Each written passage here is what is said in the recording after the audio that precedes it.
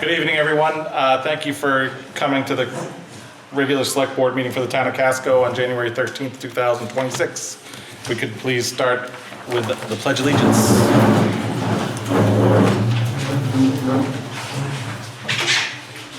I pledge allegiance to the flag of the United States of America and to the republic for which it stands, one nation, under God, indivisible, with liberty and justice for all.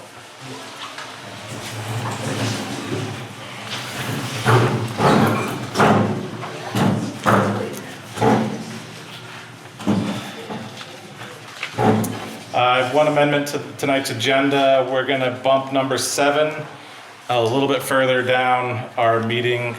He is delayed this evening, so number 7 will be sliding down to probably number 13. So is there a motion to approve the amended agenda? Second. All in favor? 5-0, thank you. Motion to approve approval of bills and signing and approval of all open warrants. Second. All in favor? Thank you, 5-0. Is there a motion for the minutes from December 16th, 2025? So moved. Second. All in favor? Thank you, 5-0. Public participation on non-agenda items.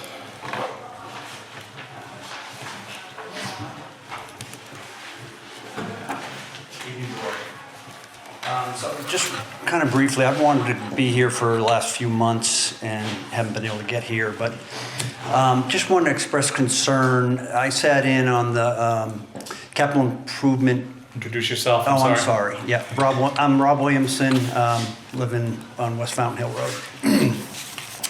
I sat on the capital improvement, what do you want to call it, the results of the survey meeting.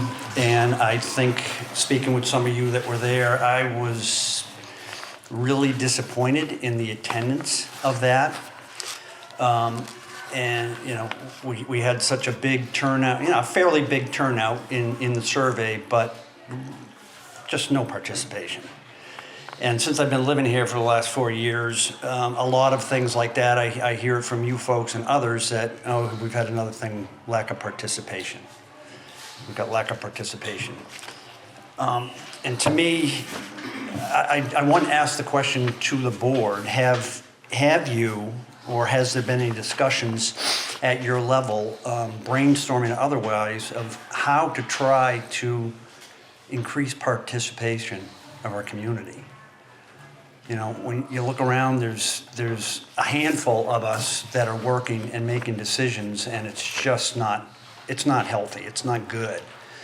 So if you haven't, I would certainly encourage you, as the current leaders of the community, to think about that and be whatever it may. I'm going to throw some ideas out there.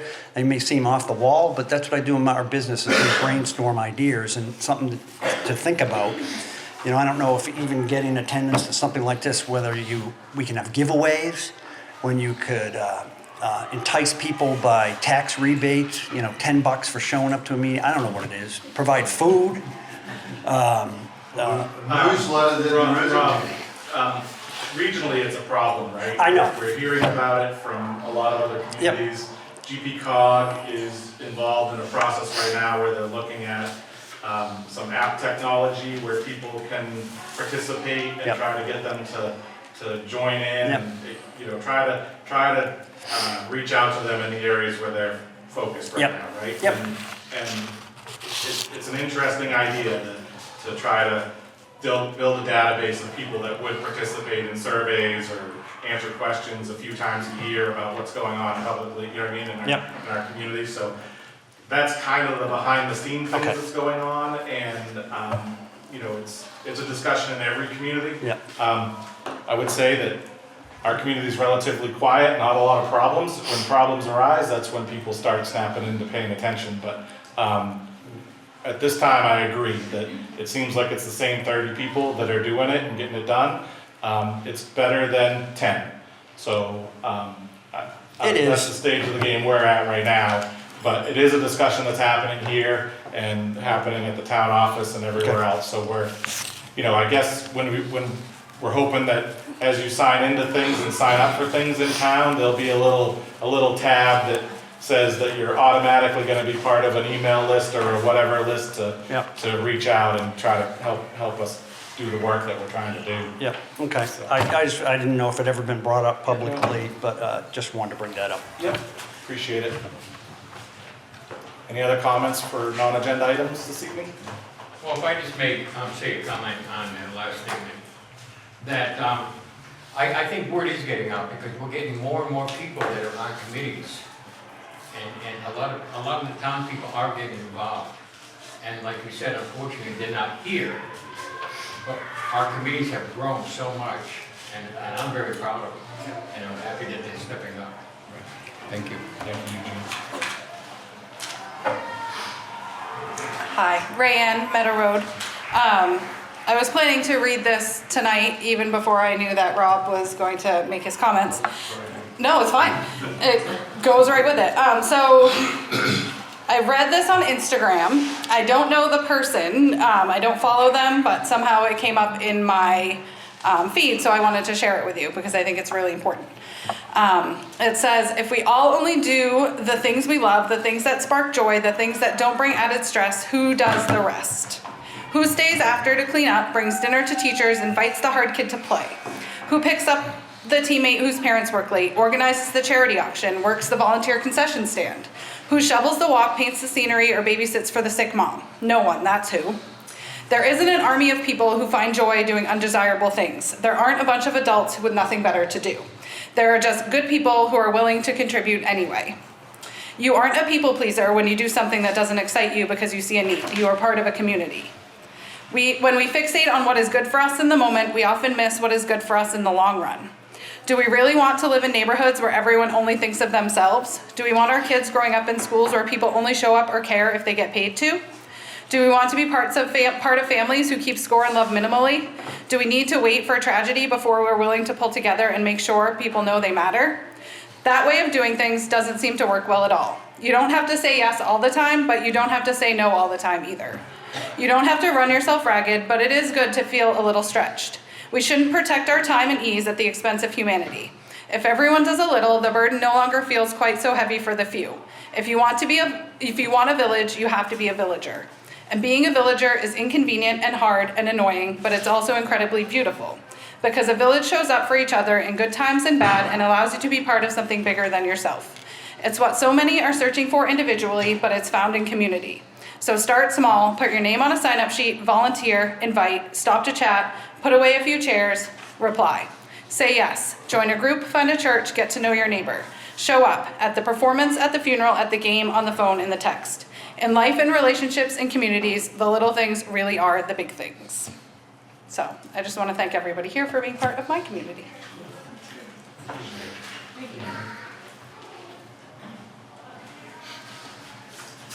Mr. Kimball. David Kimball from Meadow Road. About if it seems like I've been up here a number of times, I got both sides of the road from adverse possession. The property changed hands in 2010 because it was using a veteran's mortgage. They were able to hide the value of the land and the land area because they were in charge of validation. I have from the closing, from the HUD statement, if you can focus on this stuff, it follows by lot and map number, and half. We get it into the town. Tax record information sheet, page 1 of 2. There's no second page. So now we're going into adverse possession. It's obvious. It's consistent, expansive, adverse, and notorious. This town's notorious. Huh? This has been going on since when? This was Casco Northern's first bank.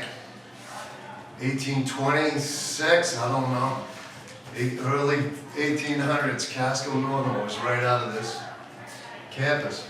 This whole environment was maintained, like this room, not being able to speak or be able to put the stuff up there, 2 minutes, right? The whole environment leads to maintaining control of a fraud, right? And the fiduciary, what the town hall allows, because of the massive value it goes in there. If the assessor says one thing, says another, it goes to the bank, and it goes to the stock exchange. This is a liquid alternative investment, the acronym LIA, right? Then we got D, the proceeds from this embezzlement is diversity, equity, inclusion. And when we come up on this spring, is disbursement. Here's the thing about this fund that this money's being embezzled to, an exchange traded fund. That fund is non-traceable. Once you make a deposit as far as your investment in the index, this being real estate, that's why I come up with a liquid alternative investment. Being real estate, the index, once you invest in that index, your money's gone. Anybody that understands an ETF and how it works, your money's gone, you can lever off it, you can About 30 seconds, Mr. Kimball.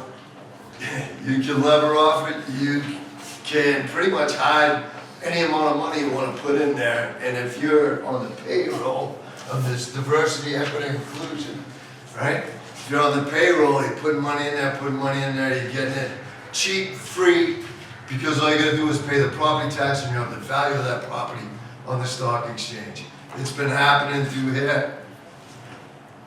I can trace it back to 1986, right? And I'm nobody with no hands on anything. We take a QSIP number, which a QSIP number is what the land is identified as for the stock exchange. So you take 95 acres there, Leach Hill, Cyrus Leach. This is what was processed through my veterans. Finish up. This is what was processed through my veterans mortgage. And because they had a veterans mortgage there, they could hide the value, right? What I wanted to make one last point, if we're gonna wrap this up, which because of the Maine Constitution, Article 1, Section 2, it allows more time with documents to explain it. Because this is the second time around, it's happened on both the east and west sides of 121. I'll come back with more documents that, not the same, reinforce this idea, right? The one thing I wanted to have in focus is, this is an actual platted survey.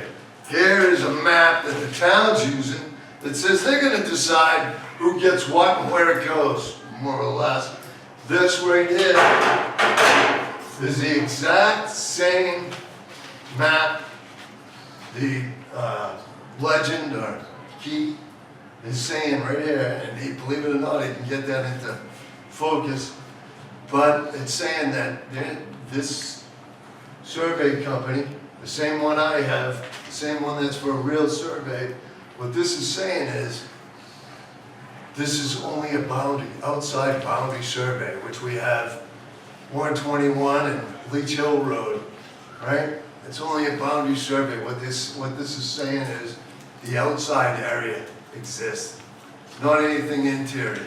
This has the interior, gone to the Leach family, which I purchased, and they kept through a VA mortgage, they kept the values under wraps. So I can't lever, I can't do anything with the value of my property because of the town of Casco. Fiduciary. What is the problem is, this is a global issue. Okay. This is a Wrap it up, national, please. all right, this is a national security, our economics nationally. This has been done Thank you. across the country. And here we go again to the liquid alternative investment because it can't be traced. That's came out of here. The shadow government, TD North, came out of Nuremberg, which I would say is right here. All right. Just under 5 minutes, just so you know. Thank you, thank you. I won't do that again. Thank you. A little bit less time. How about I do need to, because I'm a veteran, they're using my mortgage to hide this fraud, ghosted Christmas present. I need to get up here. I can't walk away from this. They're gonna say I was in on it or something of that nature, right? You gotta stand up, right? There's a lot of tide coming. There's no David, swimming against it. We appreciate you being here, and you have every right to be here, and we appreciate it. We're trying to help, right? So I've asked you, just Okay, give me like 3 questions, email format or whatever. how about in front of God and everybody? Well, In front of God and everybody, I was supplementary tax for that property. I paid the taxes, it was hidden through Wells Fargo. Right, I've been through this with you. If we look harder and write down the boxes that have been checked, we write them down, it adds up, and it becomes so damn obvious okay. that it is Thank you, David. adverse possession. Thank you. Appreciate it. See you next week. A couple more pages.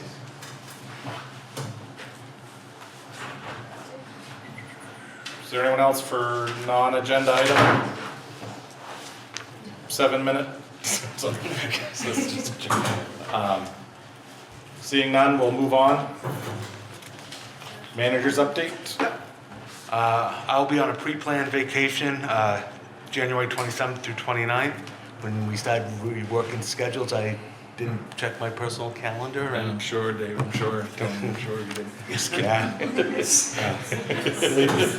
The Casco Village Zone Work Group will be holding its first meeting with the Resilience Planning on January 21st. But if you read my memorandum and it says 20th, it's actually the 21st. Following this meeting, I anticipate us having a more defined timeline for community outreach, recommended design concepts, and steps to ensure the project remains a priority in advance of the June 27 town meeting. Again, what you'll find out with this, the RFP was overly aggressive. What you'll find out, this will probably be a year-long planning process with resilience, so there'll be a little bit more time to do a little bit more outreach. The town recently received a stormwater plan for the town-owned property on Meadow Road, which is where the fire station is and the town offices. It's not the whole Berry property. The plan also includes some proposed stormwater controls should the town decide to implement a carry-in, carry-out boat ramp. Once this is finalized, I will provide this to the select board and to the Berry property group for future discussion. GPCOG has provided myself and Rand with a copy of a Vision Zero Rural Intersection Safe Study. The study evaluates intersections throughout the community, but the ones in Casco are focused on Poland Spring Road at Webb's Mills, Roosevelt Trail at Tenney Hill, Roosevelt Trail and Quaker Ridge. Once this document is finalized, we'll share with the Select Board's Safe Streets Committee and the public. What you'll find out is, in the draft form, it does say there's some potential short-term resolve, especially at Webb's Mills. The others are much more substantial and more for long-term planning. But once you see that, you'll get a better grasp of it. Select Board member Ronald McDonald, God, where am I going tonight? I don't know. Ronald McDonald, Jesus. Ronald McDonald, sorry about that. You can tell I'm hungry, I haven't had dinner yet, all right? Requested information regarding the amount of energy credits the town was receiving from the transfer solar field.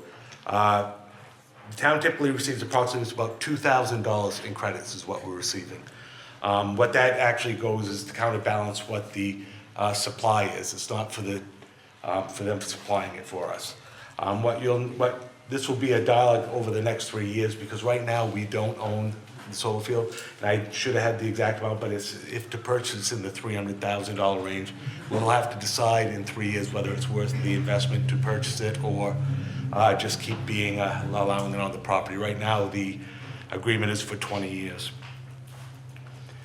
I attended a pre-construction meeting with Maine DOT, CPM Construction, and Hoyle Tanner regarding the upcoming repairs to the Roosevelt Trail Bridge at the Casco-Naples lines. Construction is scheduled to begin on or about February 2nd, and it is expected to last through May 21st. What does this mean? During this period, that there will be one lane of traffic during that time frame.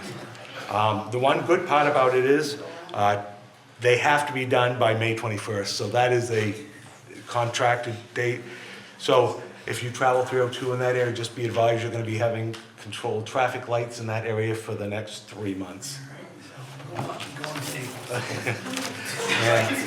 last but not least, The town received notification, or thank you, I should say, from Thomas Pond Improvement Association. If you're not familiar with that, that was at town meeting. The town voted to give them $15,000 to repair a dam. And this is one of the aspects where we actually got a thank you letter and acknowledgement of what the funds were used for. I bring this out here specifically during this meeting because we don't always get the thank yous, so I wanted to make sure that thank you is shared in public. That's all I have.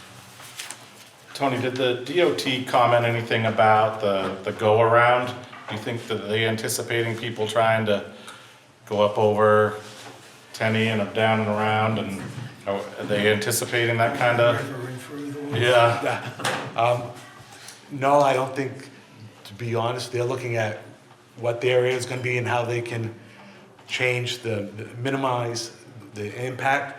But what they did say is when you look at traffic studies on 302 in that area, the change in traffic flow is not that great between January and July. There isn't that big a difference. So there really is no ideal time to do that work.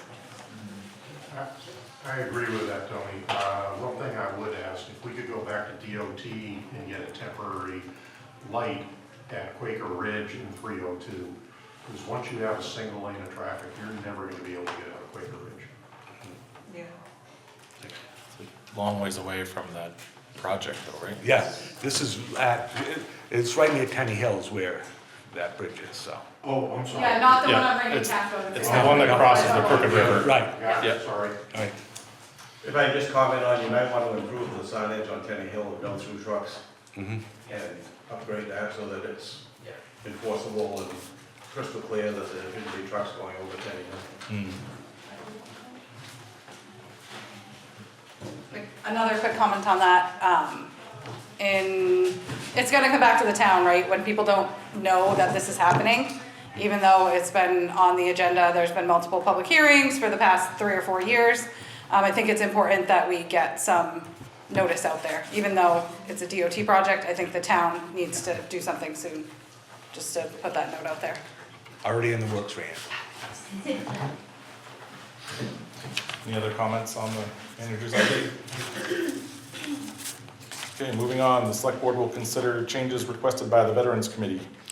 Include in your packet both red line clean versions of the proposed policy amendments as requested by the Veterans Committee. You'll find out the amendments clarify what the Veterans Committee shall be comprised of. No fewer than 3 veterans, and the 2 remaining positions may or may not be veterans. Before it said shall be veterans, this gives the opportunity to actually have more veterans on it. The proposed amendment also has a typo that was in there on the Safe Street section. It actually referred to the veterans on that, so that was changed. Additionally, the policy is amended to provide that any approved changes shall be implemented immediately in a digital version of the policy, and printed updates will be on a semi-annual basis. What this does is gives the chances, as these are living, breathing documents, instead of reprinting it every few months, this will give us a chance to do it on a biannual basis.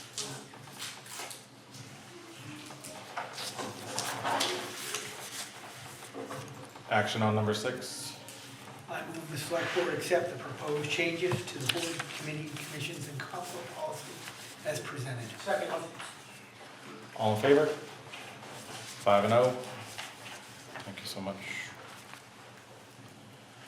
So we bumped number 7, so we're gonna move on to number 8. Under new business, the select board will receive an update from the Comprehensive Plan Implementation Committee Chairperson, Rob Williams.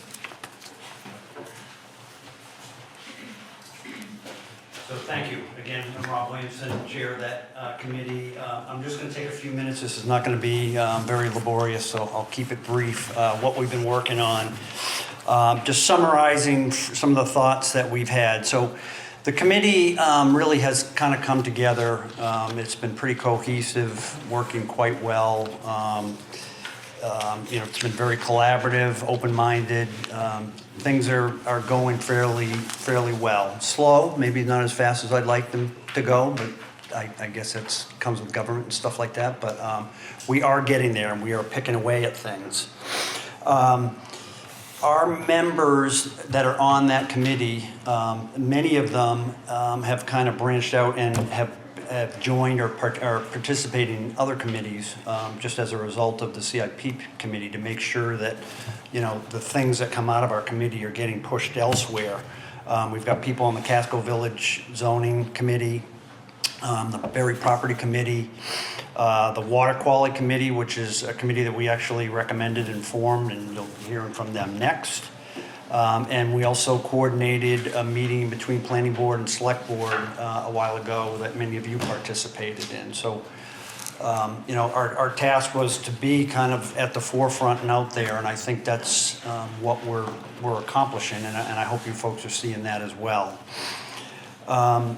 Some of the things internally we're working on is we have been tracking quite diligently all of the recommendations in the plan. As you recall, there was almost 180 recommendations.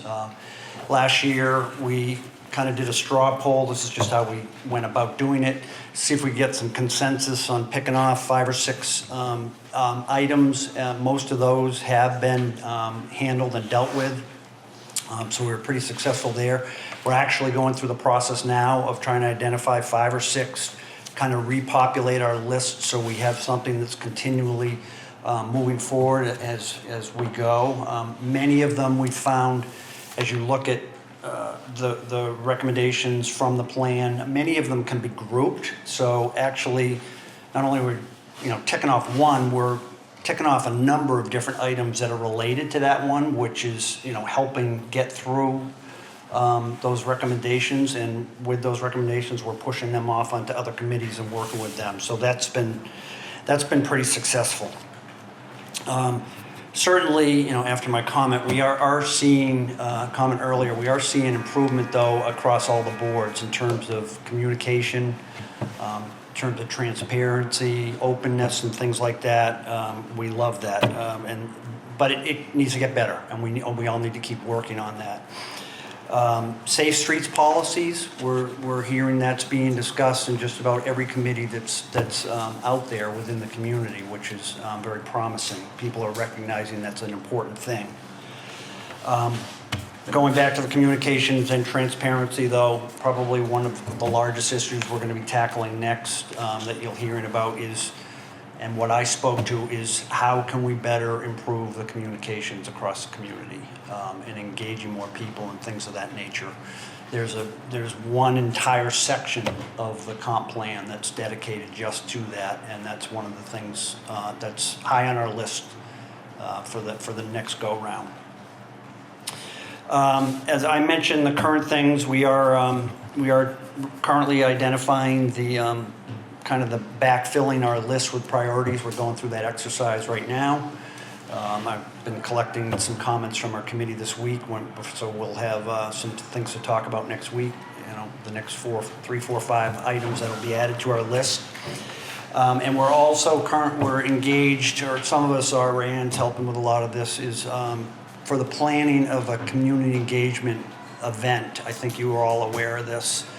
Hopefully sometime late spring, that is going to involve all the committees, bringing them all together on a day somewhere in town, where hopefully we can attract the community to come out and find a little bit more about what goes on in the community and what everyone's doing.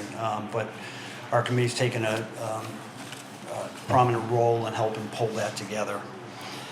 And beyond that, we're always looking for more participation.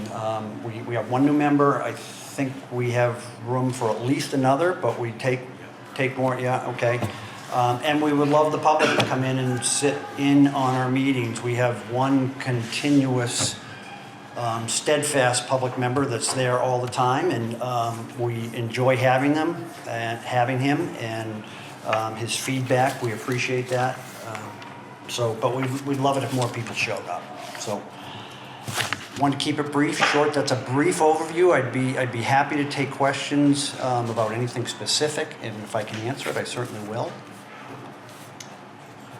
Rob, I think we're going to be closer in touch than maybe we have been over the last couple months. Once resilience planning gets going on their work, and we start diving into the Casco Village District work, and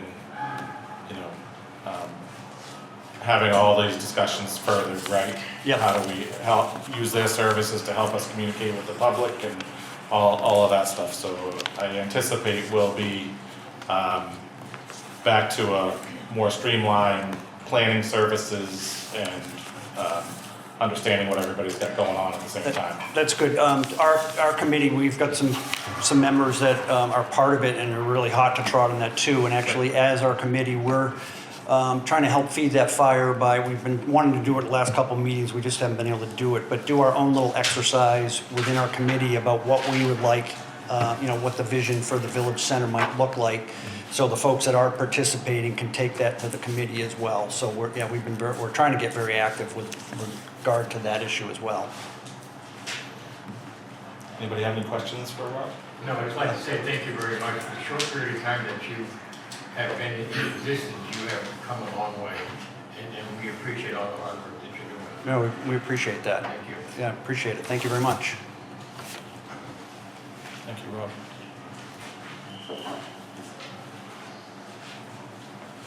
Moving on to number 9, the select board will discuss a request from the ad hoc water quality committee.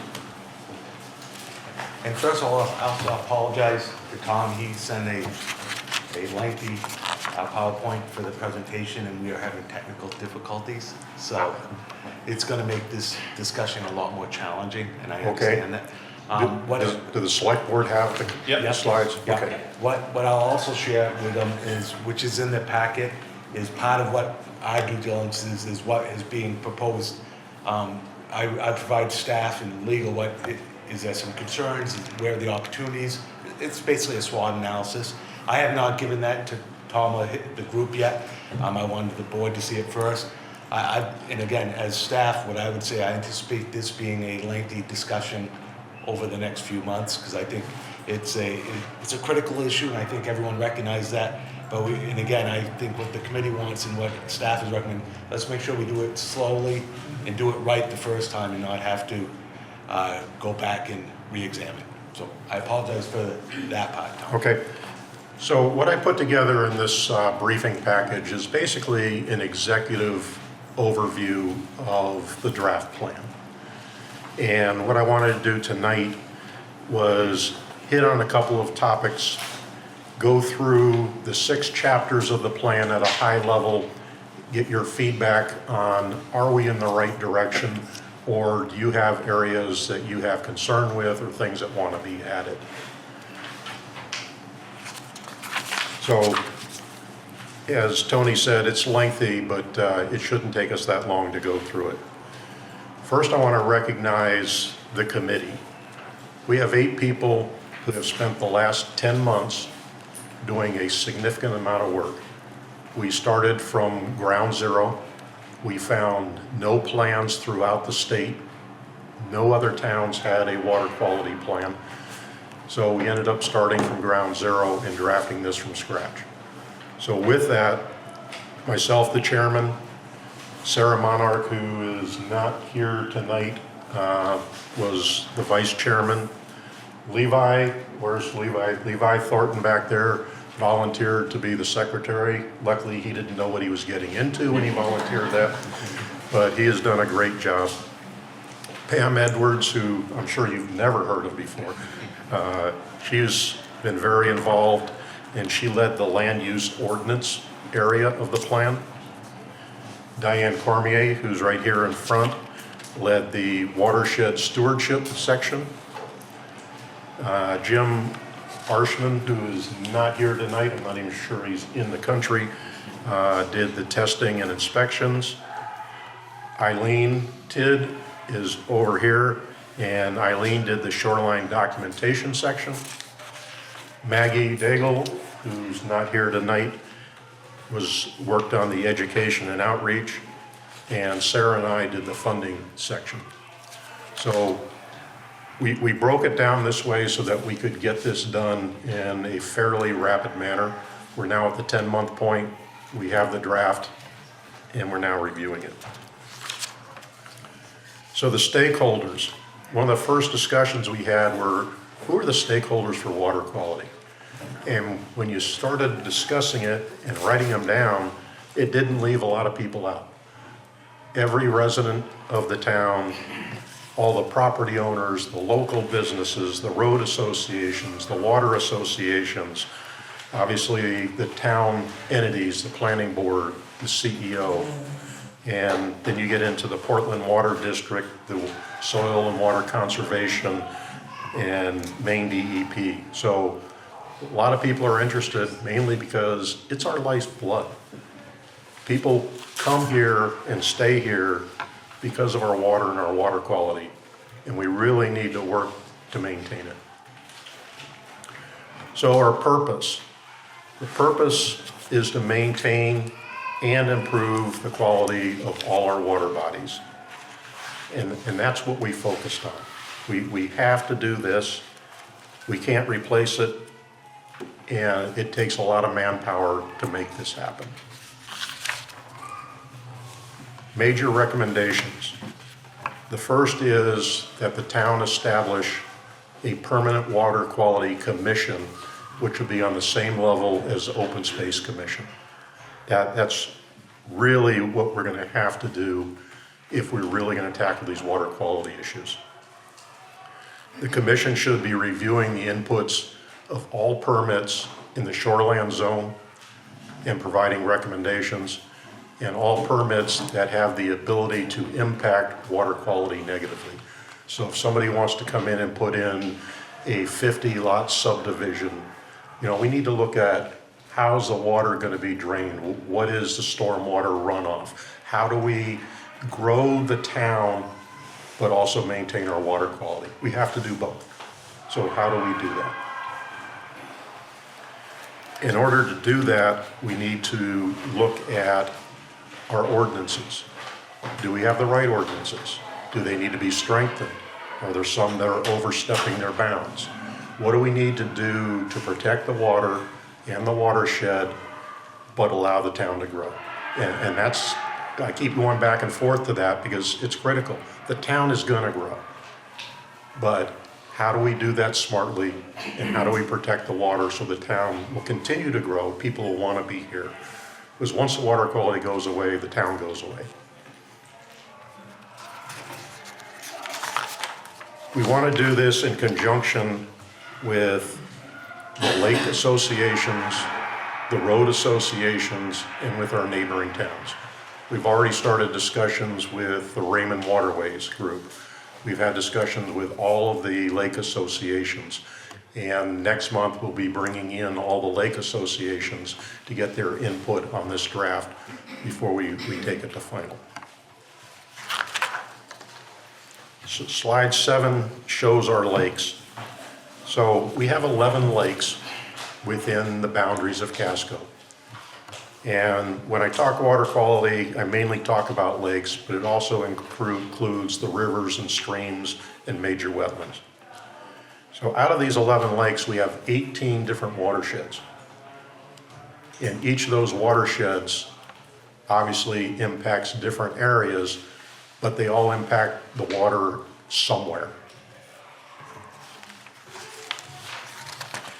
Slide 8 is a snapshot of the current water quality assessment by Lake Stewards of Maine. Obviously, there's not all 11 lakes on there because not all of them have completed assessments through their process. But out of these 7 lakes that are on here, you see a lot of yellows. You see too many reds. Matter of fact, you see 9 reds, and you only see 5 blues. And when you start to look at it and break it down, our biggest issue is vulnerability of the lakes, mainly from stormwater runoff, septic systems, non-point source pollution, and then the invasive species. So those are the things we're going to need to be focusing on, and how do we make a difference to maintain this water quality. So now I'll get into the 6 chapters. The first one is land use ordinances. I briefly mentioned that already. We'll pull together a subcommittee out of our group and other stakeholders and start looking at what ordinances do we have that impact water quality? Are they what we need? Are they enforceable? Are they being enforced? And are there changes that need to be made to our ordinances to protect our water? Any questions in the land use ordinance area? Okay? Watershed stewardship. This affects everything. If you don't protect your watersheds, you get what you reap. If we have good watersheds, we have good water quality. We have bad watersheds, we have bad water quality. So there's a lot of things that are in here about preserving and improving these watersheds. Some of it will be ordinance-based, some of it will be training, outreach, but this area is really the key focus of this plan and what we need to get done. That's why I gave it to Diane. Testing and inspections is really how we measure ourselves. Are we improving or are we having problems? And if we're having problems, what are we seeing? What are the trends? And then what do we need to do? So all the organizations that do water quality testing submit their findings to Lake Stewards of Maine. And they do a great job in archiving it and eventually providing access to retrieve it. But it's about a 3-year delay. So what we want to do with the Water Quality Commission is also maintain the records of this testing so that we can do the upfront analysis and see if there's something that's popping up now that we can do something about, instead of seeing 3 years from now that, oh no, something's got dumping pollution wherever. Shoreline condition and documentation. So this is, how do we capture what the shoreline looks like now? How do we have that data available to the CEO, to the planning board, so when they go to approve permits or not approve permits, they know what's there. Also, by maintaining this over time, and we're not sure, is it 2 years, 3 years that you go back and redo the videos, but you know if things are changing. And with the help of the lake associations, if things are going on to thin out the brush in a wetland or something like that, we've got proof of what it was before and what it is now. And we can use this information and use these pictures and videos in the outreach and training, which was a good segue into outreach and education.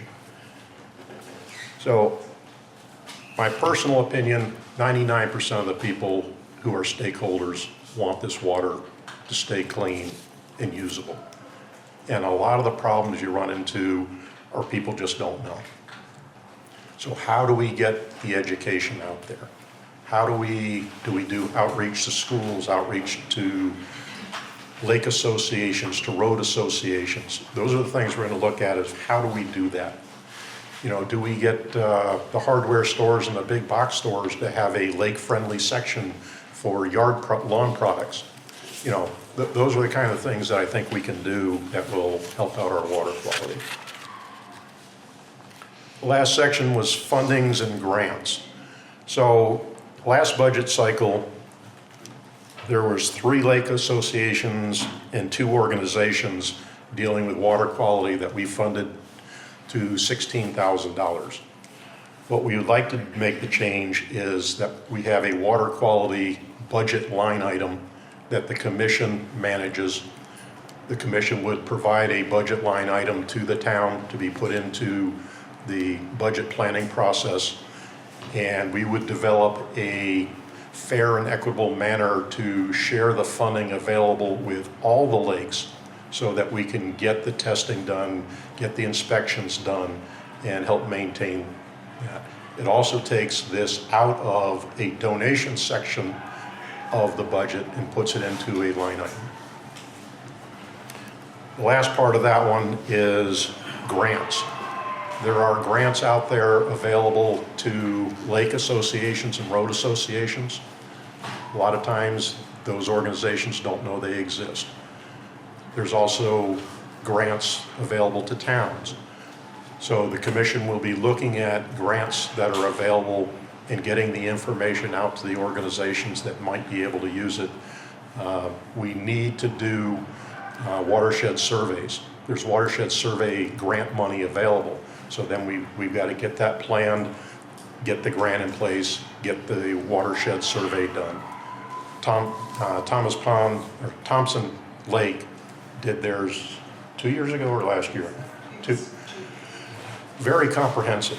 And when you look through it, you could see areas where there's a large amount of erosion that goes in the lake. That builds up phosphorus, which then brings algae.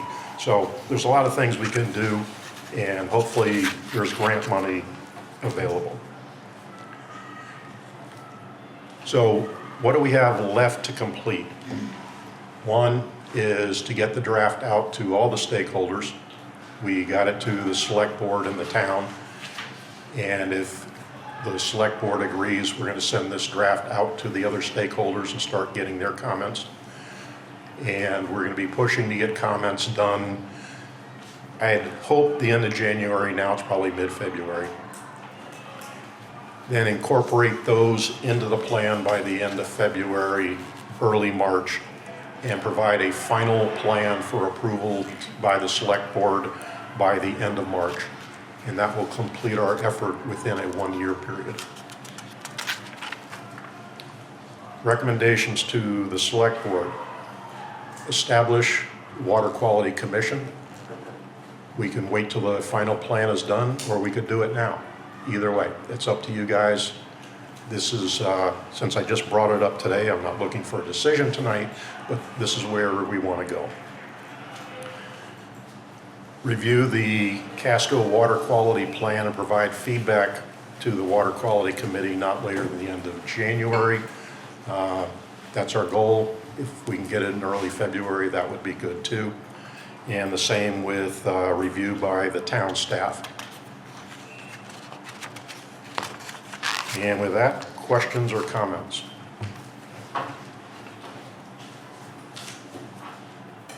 Anybody have any questions? Select board? You've definitely done your homework. We appreciate that. The committee did its homework.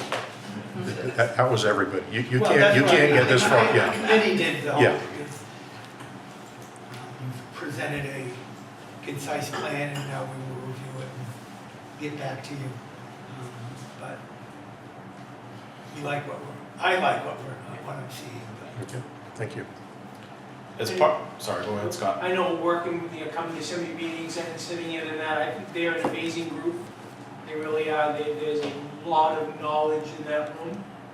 And I'm really excited to finish reading through this. And I think this is something we need to keep Oh, absolutely. This right at is the top step of number our- one in the exactly, conversation. Because I think this is something that, as we start getting into everything else coming along with a comprehensive plan, we want to keep it right at the forefront and not slow up at all. I'm interested in the next step of reviewing and figuring out what parts need to be, town meeting ordinance-based stuff that has to get plugged in so we can anticipate some stuff for June town meeting potentially, so. June's probably a little, Okay, I'm just, yeah. I think that's the conversation that's gonna continue for us to dissect it, figure out what parts have to be separated into this, and a commission also, the Open Space Commission, is it 2 elected and 3 appointed? I have to go for direct number. I think it's. I think that's what it It is. sounds So the same conversation around this commission potentially is a couple of elected members, other appointed members, right? So there's a lot of work involved that you've already accomplished, but there's also a lot of work that's gonna continue that this group needs to do, Yep. right? And to have the ebbs and flows of committees that are high functioning and medium functioning and low functioning, right? I mean, looking at the work that you're laying out for yourselves, it's a pretty high functioning committee. And as people want to get done, you gotta find the right individuals to get back in that are that interested. And you know what I mean? There's a lot here. So I'm interested in, keeping this as part of our conversation in our next few meetings and understanding. And I think it's okay for these folks to proceed and talking to other groups and Absolutely. And Okay. we'll continue the conversation about what segments and how to get this to, how it flows into our ordinance, what needs to be town meeting stuff and what doesn't, right? Yep. And again, that's like when I originally said, I think this is an ongoing dialogue. And again, like I said, I think it's going to be the aspect with, like you used a good term, ebbs and flows. There's some stuff I think can be implemented very quickly as policy by the select board. There's some heaviest lifting items that are definitely would be ordinance-based at a town meeting approved. And again, it sounds like your group's realistic, at least understanding a June town meeting for some things might be unachievable, but. If I wasn't having shoulder surgery next week, I could probably pull it off, but. But no, moving towards, again, it's one of those keeping the open dialogue. It's no different than, I think, what Safe Streets is talking about, keeping the open dialogue and checking off boxes as you progress forward. Okay. From sort of the how to do this business is, I don't know whether we can create a commission without the town doing that work, right? So I think that's just part of the next step in the dialogue from the town side and legal is like, how do we do this and what's the process? So maybe we do it in 2 steps. Yeah, We go from an ad hoc committee to a committee, right, and as we work through the process to get to a commission. right. I think, yeah, this group would be happy to keep you moving forward. Yes. So Absolutely. whatever we gotta do to do that, we'll figure that Okay. out as well. All right? So. And this packet's available on the website. Yes. Yes, so. Yep, For and the those whole of you here plan, tonight, go, and you have the full plan also, Yep. the draft plan. yeah, But I thought an executive summary might make it a little easier. can we put that into our, as a proposed, how does it get plugged into our website stuff? Is it Right now, it's part of. just part of our packet It's part of your tonight? packet, but again, very easily could say under the boards and committees, put that as an individual document underneath it. Okay?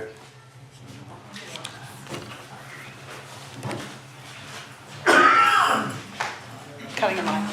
Does the water quality ad hoc committee have its own page on the website right now, like Safe Streets does, where they can, Yeah, I was just looking at it. so, See, I gotta check this out. great. That would be great. I think that's another communication thing that, I mean, I didn't know that it was there. So if we can get people to know and, Yeah, I just leave wanna plug it comments. as, you know, that this is an ongoing. Oh, yeah. Yeah, like, this is a draft or whatever, we gotta put it in there, guys, that's all. but that seems like a good way to get the word out too. Right. Thank you.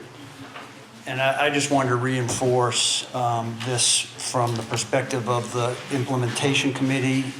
This endeavor was number 1, 2, or 3 highest priorities in the comp plan. So I'm glad to see, that the board is encouraging this and supporting it. And I wanted to say it for the whole community who's ever listening, that this was one of the highest priorities of the community to implement a plan like this. Thank you, Rob. Yep.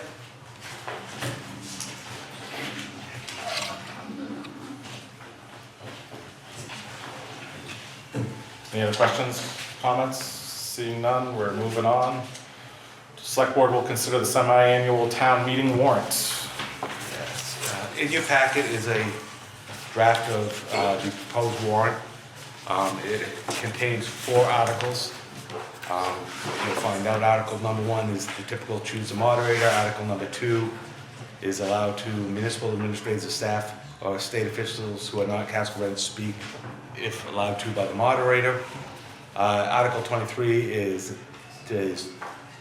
26 amendments to zoning ordinance for the town of Casco regarding LD 2003, which is required under Maine law.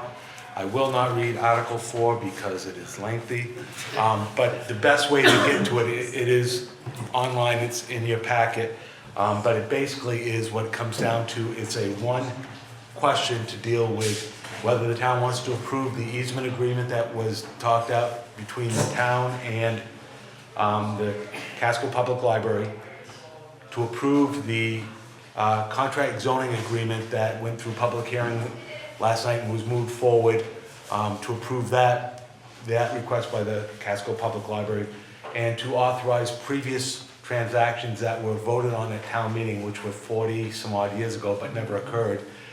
allow those to occur. Again, it ends up being, there was some miscommunication, and again, it came down to clarifying with legal. It ends up being one question for this agreement because portions of the CZA are contingent on the easement agreement. Part of the easement agreement is contingent on the CZA, and the transfer of the property is contingent on the easement agreements and CZA. So they're all intertwined. What ends up happening if it doesn't pass at town meeting, the CZA obviously would go to the side, and what it ends being is working, the town would have to work with the Library Association to work on a slightly different language with the easement agreement.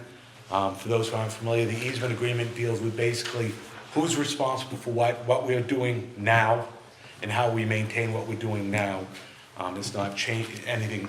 Again, it's always been these handshake agreements, and this board has always been very clear with me, they're tired of handshake agreements and like things documented. So that's what the goal of the easement agreement is. Okay. I move the select board approve the draft semi-annual town meeting warrant for January 28, 2026 at 6:30 PM as presented. Second. Scott, you seconded? Yep. All in favor? Needs a couple things, actually, one And for where will this be held? This will be at Crooked River Elementary School on the 28th at 6:30.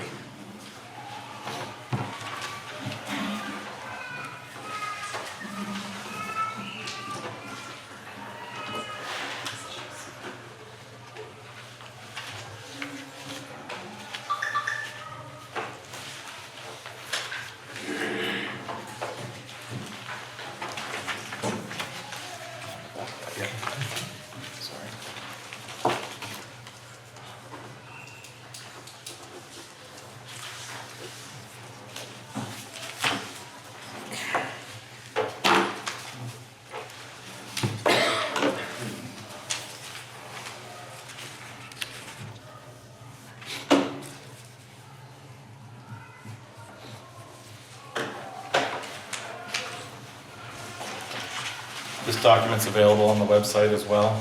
Yes, it is. Fact information? Yep. This will be posted tomorrow on the front page of our website. And available for, and again, supporting document for the CZA, the easement agreement is substantial. Copies of that will also be online, but they'll also be available at the town clerk's office if anyone wants to view a hard copy. With the planning board's approval, that's just, we don't have to accept that or anything to get that? Correct. Okay.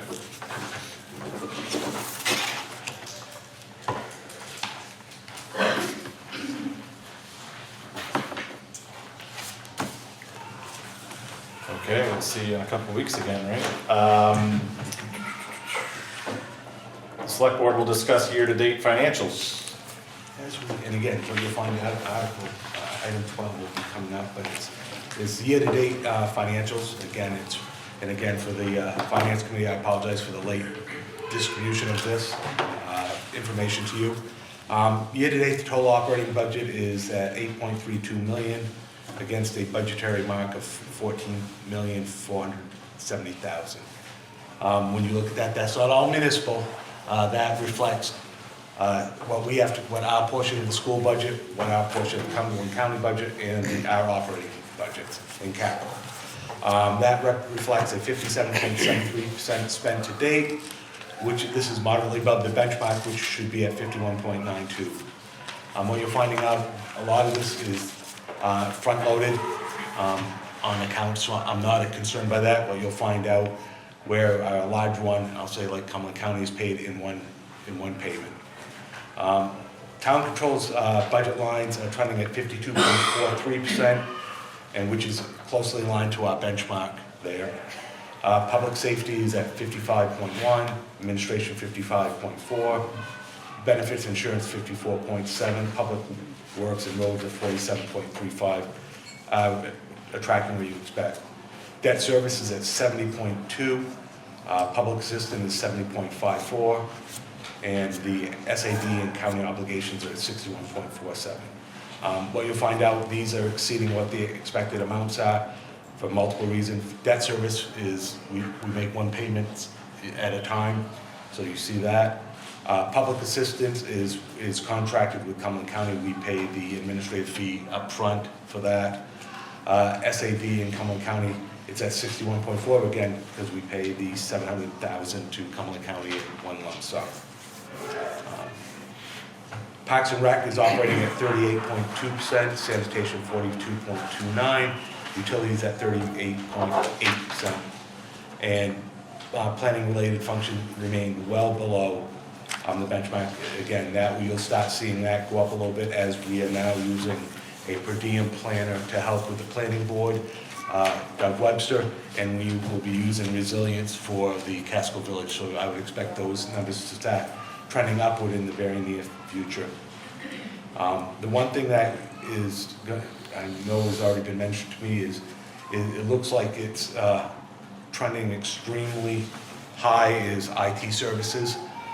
When you look at, go through the budget line aspect, I made a change this year in the budget where we previously always had IT and software combined.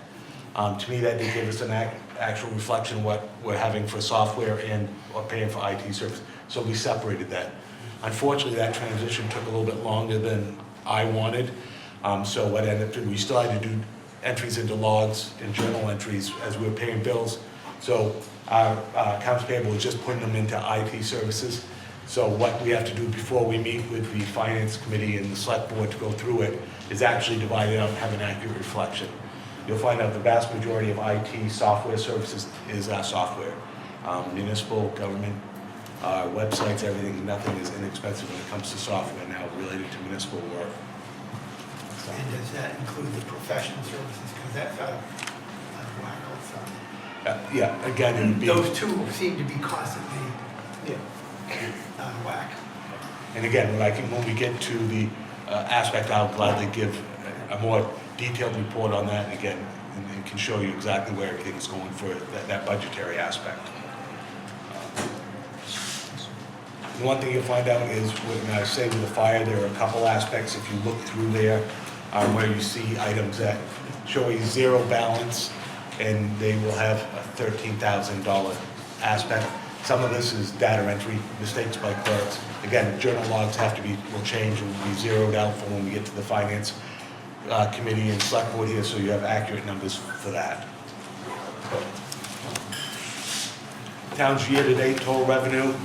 The revenue budget is for non-property tax, and again, I always want to make that clear. This is non-property tax. Is basically 2.2 million. So far, generated about just under 1.1 million, which is running at about 48.7% of anticipated revenues. Again, we should be at about 51.92. What you're finding out is, when you look at this year, we had another 30,000 pending, so that put us at about 1.14 million remaining in uncollected funds. Overall revenues are generally tracking in the acceptable range. We're having strong collections and assessing. This is driven by homestead reimbursement, tree growth, and lien reimbursements. Public Works is slightly above at 56.91. Everyone wants to know, well, why is Public Works collecting fund? Excise tax falls under that. So that, if you know, excise tax is supposed to, when you collect, is supposed to be used towards road. That's why it goes under that. And this is our largest revenue source besides property tax, is our excise tax. And we're trending close to $1 million in that if we keep going the way we're proceeding. Parks and Rec's revenues are performing well and are consistent with previous years. Public safety revenues remain low. This is on reimbursement cycles. We're 70% reimbursed for GA. We have to wait for the state to reimburse us on that. And public safety revenues, we've reached out to the company who handles our reimbursement for our ambulance service, and this is to ensure that we typically range in 160,000 with that. It's not showing us collecting anything, so we want to ensure where that's going on that to get clarification for the whole process. Right now, this is one of those things we will start since we are so close, we'll start monitoring, I don't want to say on a week-by-week basis, but on a bi-monthly, biannual basis, not biannual, on every 2 weeks, just for the ensuring if we keep going where we're slightly above and slightly under revenues, we'll have to implement a spending freeze. We haven't had to do that in past years, but we are right now very tight on the numbers, and I think that's something we have to do our due diligence to ensure we end up where we are required by law at the end of the year. I just have one more question. Under repairs and maintenance of administration, the vehicles, you're only showing a $750 expense on a budget of $750, but you've spent $3,278. Yep. That is a one-time repair to the electrical system for the town vehicle. Again, it was $3,200. The way it was operating, the electrical system was failing and would not hold a charge, so it was redoing of the... Which vehicle was that? That is the town vehicle, the one we got from the previous fire chief's vehicle.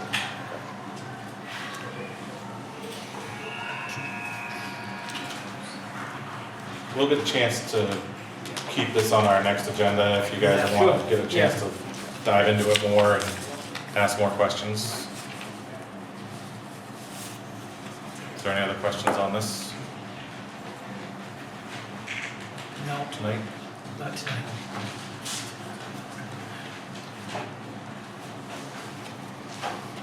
Please do your homework. I appreciate, Tony, that you did address those issues that I had spoken to you earlier about, just because they definitely didn't look right. And we were trending considerably over. Yes. The concern. We can always make journal entries through the audit process, but that's not, it doesn't give you a clear picture when we're trying to do budgetary in your review process.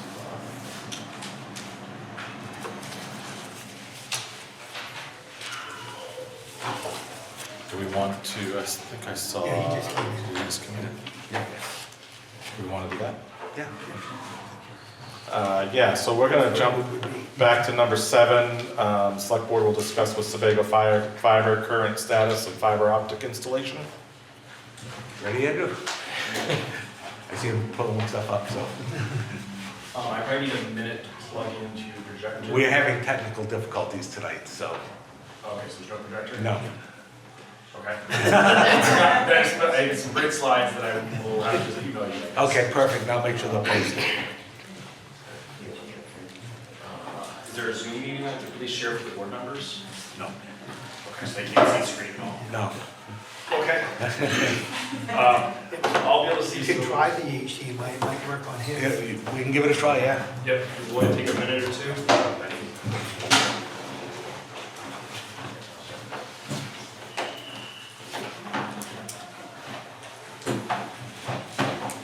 I like your optimism. Maybe it's either gonna be the cord or your computer Yeah. at this point.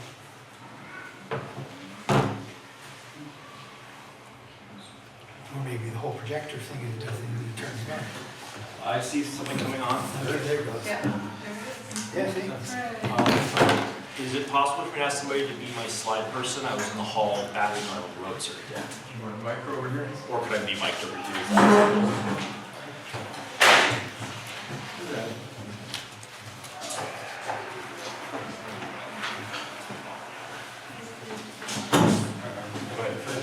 I'll stand this way, that's helpful.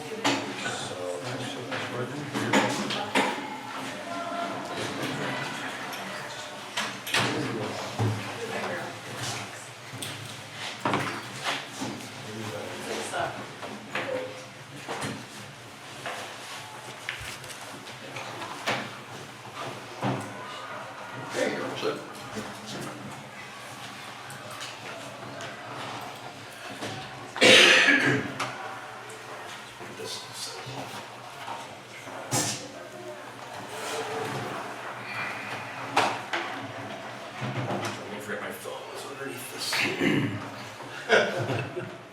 Heads up. Okay, is that high enough so the audience can see it? Okay. Thank you for the opportunity to give the Board of Selectmen and the public of the town of Casco an update.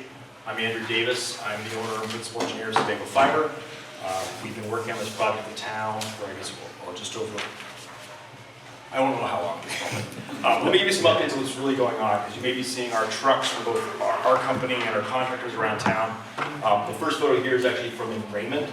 And we're going to give you guys updates tonight that include both Raymond and Naples, because to reach your town, this is a regional effort. We need to come from Raymond or Sebago to connect and provide better connectivity here. So I'll give you a quick update on also all 3 towns. We do a monthly stakeholders updates with the town managers from all 5 towns in a collab project around the lake. And here in this photo to the right, you're actually seeing this in Raymond, the Roosevelt Trail, and that's a contractor of ours putting up fiber down from, at this point they're going from Wyndham towards the Raymond Fire Station. So right now, with the big update since we spoke to you last, we started talking about how we're doing this in phase of the town. Right now, we're actually under construction in all 3 towns simultaneously. We had some setbacks in schedule with CMP on certain poles getting done. We took the time to get ahead on the engineering so that on our side, so we actually at this point have engineering for all 3 towns done. We also have the cables for all 3 towns ordered and in the process of arriving. So you're going to see us moving on all 3 towns on this 42-mile loop on the north side of the lake in parallel at the same time. So this is the ring we're building. Yellow is a line of connectivity of fiber coming from Portland. The next section, green, goes through Raymond, and that section, through Wyndham and Raymond, that section is actually complete now. The blue is the ring that, based on the decision of the Casco Budget Committee and the Board of Selectmen and your municipal fiber partnership, you'll see we proceed up 302, and then we build up Quaker Ridge, and then we come up to towards Town Hall, we connect over to Naples. And this is really regional because of the benefit of connecting those together. That's not the entire route from Casco, which you'll see in a second, but that's the ring that then connects us back to the project that we completed this summer in the town of Sebago and the adjoining unserved areas of Naples and North Baldwin or East Baldwin. Throughout the engineering, we go through different processes in different towns, and this is sort of the reference chart we use in the different towns. When we did the last update of this in the fall, we are heavily still in pole surveys and double wood transfers. That's a term where you see 2 telephone poles. There's never supposed to be 2 telephone poles there, okay? It's a maintenance thing in process between the pole owner, Central Maine Power, and the communication attachers to move that over. And one of the big benefits of this project is that we are actually forcing a lot of those transfers to get completed. There's a lot of been deferred maintenance on the utility poles in the town of Casco, especially in your downtown area where we're sitting right here. If you go north from here past the small convenience store, there was just line upon line. There's like 10 poles in a row that have been there and were honestly a mess. We did the pole applications there. We then worked with Consolidated, who was great to work with, and all those transfers are done now. You'll see they're all on new poles, and the old poles can now be processed to be removed. And we'll make sure to follow up and get it done. So we go through these processes on our side of designing the cables, ordering them and delivered, in parallel working with CMP, the pole owners, getting through make ready, which is the process of making those poles ready to attach, which getting rid of those old double poles is part of that process. And then once we're ready, we put up a thing called strand. That strand holds the cable up. And then when the cables come in, we lash the fiber cables up to that. So we're in all 3 towns in the process of somewhere in here with all the towns. Then also working with the municipal towns, we have been designing fiber to meet your needs connecting your buildings. Okay? And then we do detailed reviews of the drops to each of your buildings. This building being one of the ones that your town has identified being served, as well as the properties directly to the south of here, your town hall, your fire stations, all those work through town managers and departments to review and make sure we're included in the connectivity. To give you an idea, this is dated. Panther Raymond, we go around the town of Raymond, a ring around the network. We track the details in real time. This is a snapshot just from in December when Tony was on the call with us. To give you an idea of how much work's already gotten done, in Casco, on the left is the picture of everything that's double woods. All those squares and dots were poles, so they're 2 poles. At this point on the right, this is the status as of end of December. We had finished that before Christmas. All the poles transferred, the ones that remain red have other reasons that they have not been transferred yet. Usually CMP hasn't transferred on their side yet. So there's been a lot of background work going on in Casco already. Similarly in Naples, and it's important because once again we need to reach Casco from one of these two paths. Naples has had all the double widths transferred. We had one pole set blocker. There was a possible blocker. We worked through that with CMP consolidated, and we have a path forward. This is actually that spot I was talking about. You can see the wires over 302 are quite low. We do a lot of process of pole surveys, working with the pole owners to get through this process, which then results in an agreement on when poles get replaced. And then poles like this is over in Raymond. This is a pole that we're not attaching to, but we needed a structural wire to it to support the poles on the main road. This pole has been sitting there unreplaced, marked for CMP's own maintenance for multiple years. And here it finally got done this fall, which takes a lot of work on their side. So while we've been waiting through the pole issues that we've had, we've been very busy. We originally planned to do Raymond and then Naples and then Casco, but we had some time while we're waiting for poles. All the engineering on this whole path here is done. The cables are ordered, and at this point, as of yesterday, all of them have been manufactured by Corning. And over 12 of them have shipped to us and been received. And there's another six of them that are still to be shipped, and I'm hoping they'll be shipping tomorrow up to us. Which puts us in really good shape. And I'll show you in a second where we are. We're still tracking that most of these cables will be going up this month, maybe a few of them into February, but holding pretty well on the schedule. So when we look at all these towns, at this point, Naples and Casco, originally the slide I think showed Tony in December, only Raymond is the point that Strand was going up. At this point, we basically caught Casco and Naples up. I'll show you in the next slide the percentages we're at, but Naples on the east side, the west side is like 95% complete with Strand up, and over 60%. I actually don't know where the guys ended up end of day to day, but they were really working down 302 towards Quaker Ridge today. And all this goes through, once those cables go up, we lash them. We then, after the cable's lashed up, because the cables we're using are pre-engineered and pre-terminated, we only have to connect the ends. And this is a big difference compared to what Fidium and others are doing, where once they put the cables up, they still have months and months of splicing at every single pole we do.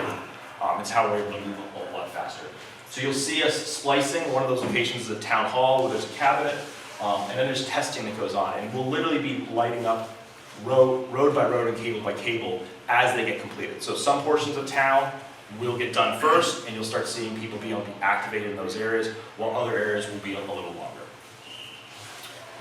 So just to give you an idea, Raymond is about 95% strand up, and including the 302 to Casco part, that part was done. Naples, 100% is done on the west portion, the east portion about 80%.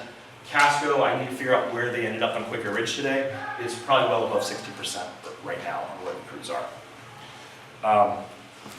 Red dots, this is hard to see, but poles that are being replaced. There's a lot of poles that were being replaced in Raymond. In Casco specifically, our problem location is Quaker Ridge. On the south end of Quaker Ridge right here, there's at least 4 pole replacements that are going on, and there's probably one more that we're still working through. We've got good agreement from Consolidated to do temporary attachments, so even if those CMP isn't those poles in place, it shouldn't hold us up. We'll be able to work around that. Some additional labor costs on our side, but we're glad to do that. Orange gives you an idea of all the poles, those double woods that are in place, and the circle ones are just simple raises that occur. So a lot of this prep work's been going on. To give you an idea, the blue one, so green is the area from Wyndham up into the Raymond Phase 1 of the fire station that's been done and activated. We finished activating that back in October. The cables that are in blue have arrived, and the ones in red are the second batch that should be shipping today or tomorrow, but we literally just got the pictures of them on the pallets ready to ship today. So the next cable that's going to go up, these are pictures from the crews today. This is over in Naples near the Ace Hardware. They're placing strand. Here's another one of coming down just past the causeway across from Long Beach Marina of the crews working today.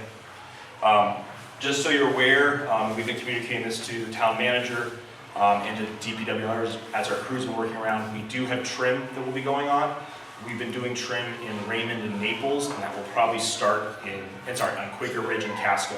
The downtown area of Casco is probably later this week. And you can see these areas here where we've got poles identified that require utility trim.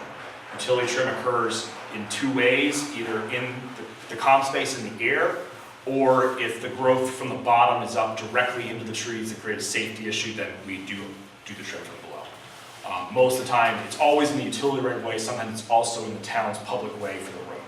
So under those two mechanisms, we perform the trim at our cost. So the good news actually is the first cable going up tomorrow will actually start tomorrow in Casco. We'll be putting up a cable roughly from the location, it's one street past Midas Lodge there, going from there to Raymond Fire Station. And that'll be about a day and a half, which will start tomorrow. And then the next day, you'll see the cable, Casco Cable 01 will go up from the intersection of Raymond Cape Road going north. And this is going to continue with us basically putting up cables 4 to 5 days a week for the next 3 to 4 weeks. And then as soon as we get those two cables up, we'll start splicing and getting interconnections going. So the long pole from delivering municipal service to Casco is probably the weather, unfortunately. The conduits into this building and some of the other buildings are currently frozen. So we most likely will be subject to the weather to do that. But if Town Hall, for example, wants service sooner, we'll do a temporary drop to make that happen. So we've got a lot of work ahead of us. You know, I think you'll start seeing Casco with some residential activations along the main routes in February. But we'll give another update whenever you'd like us to on how the project's going. I'm glad to take questions on anything. And I can go back to the slides. My apologies if I went fast, but we usually have a lot of content. Andrew, remind me about phase one. For some reason, I thought phase one was coming from Naples over across 121 to the Route 121 and then down to here.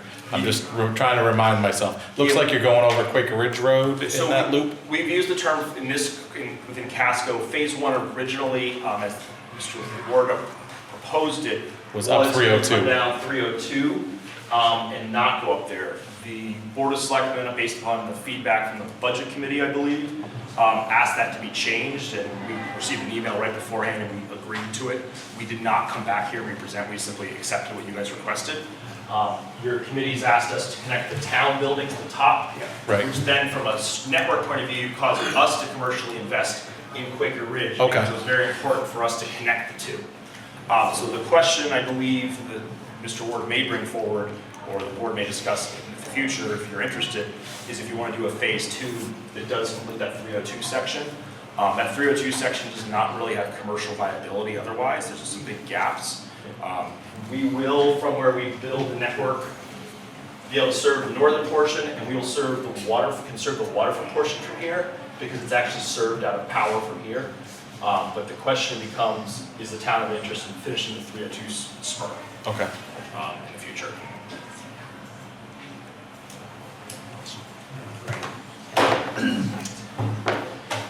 So time frame for here is spring? It's springish based on melting that conduit. The entrances to this building, we were not able to diagnose them before it froze. Sure. The freeze happened about 3 weeks earlier than we thought. So I don't suggest spending money to fall out conduits that we don't know where they go to. And we don't really have good records in this building. So it's just we gotta explore like shovel a layer. But if there's a need that we want to start a temporary aerial drop, we'll do that, of course.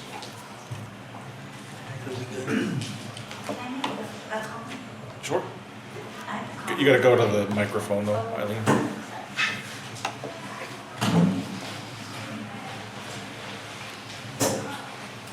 Eileen Tidd, Casco, Maine. I just want to thank you for the push of getting the double pole attachments moved. That's been something that's been in the village anyways. Some of those poles, 25 years, and it's come up as a discussion in the select board before, and I just want to thank you for making the push on that. And I think it's going to really help with some visibility, getting in and out of driveways and intersections. So I appreciate that. And I also wanted to say, or ask a question of you, Tony. What is the second step of that? Is there a push for CMP to get rid of the second pole, or how does that work? We know the problem as to why not poles don't get removed. There's a communication problem between the lowest attacher, which is the telephone company, and CMP on that process. We are now the lowest attacher. We will be reaching out to CMP and giving them notice to remove these poles. We'll also copy your town manager and your fire chief and anyone else that the town manager would like us to. That usually gets their attention and moves things along. Yeah. But they have an obligation under state law to remove them within 30 days of the last communication attacher moving. So it's not pole owner, CMP, and Consolidated's fault uniquely. There's a process between CMP at the top, Spectrum, and anybody else attached. In this case, it's just Spectrum and Consolidated. Those three entities communicating together is a challenge to coordinate that. We have an incentive, being the lowest attacher, to make sure the poles are in good shape, that the road crossing heights are proper, and the poles get transfers. We're on the bottom, so we're the most at risk of a strike from the vehicle, which is often usually plow trucks with their bed turned up. So we have a very strong interest as a company to make sure this is done right, check it, and maintain it moving forward. In areas where we built, we work with Consolidated to then sort of do what's called one-touch maintenance, where we work with them. So if there is damage, we give the incentive, we do the engineering, we notify them. They've been very cooperative in that model, and then pay for their share. They pay for their share very quickly. Well, thank you again.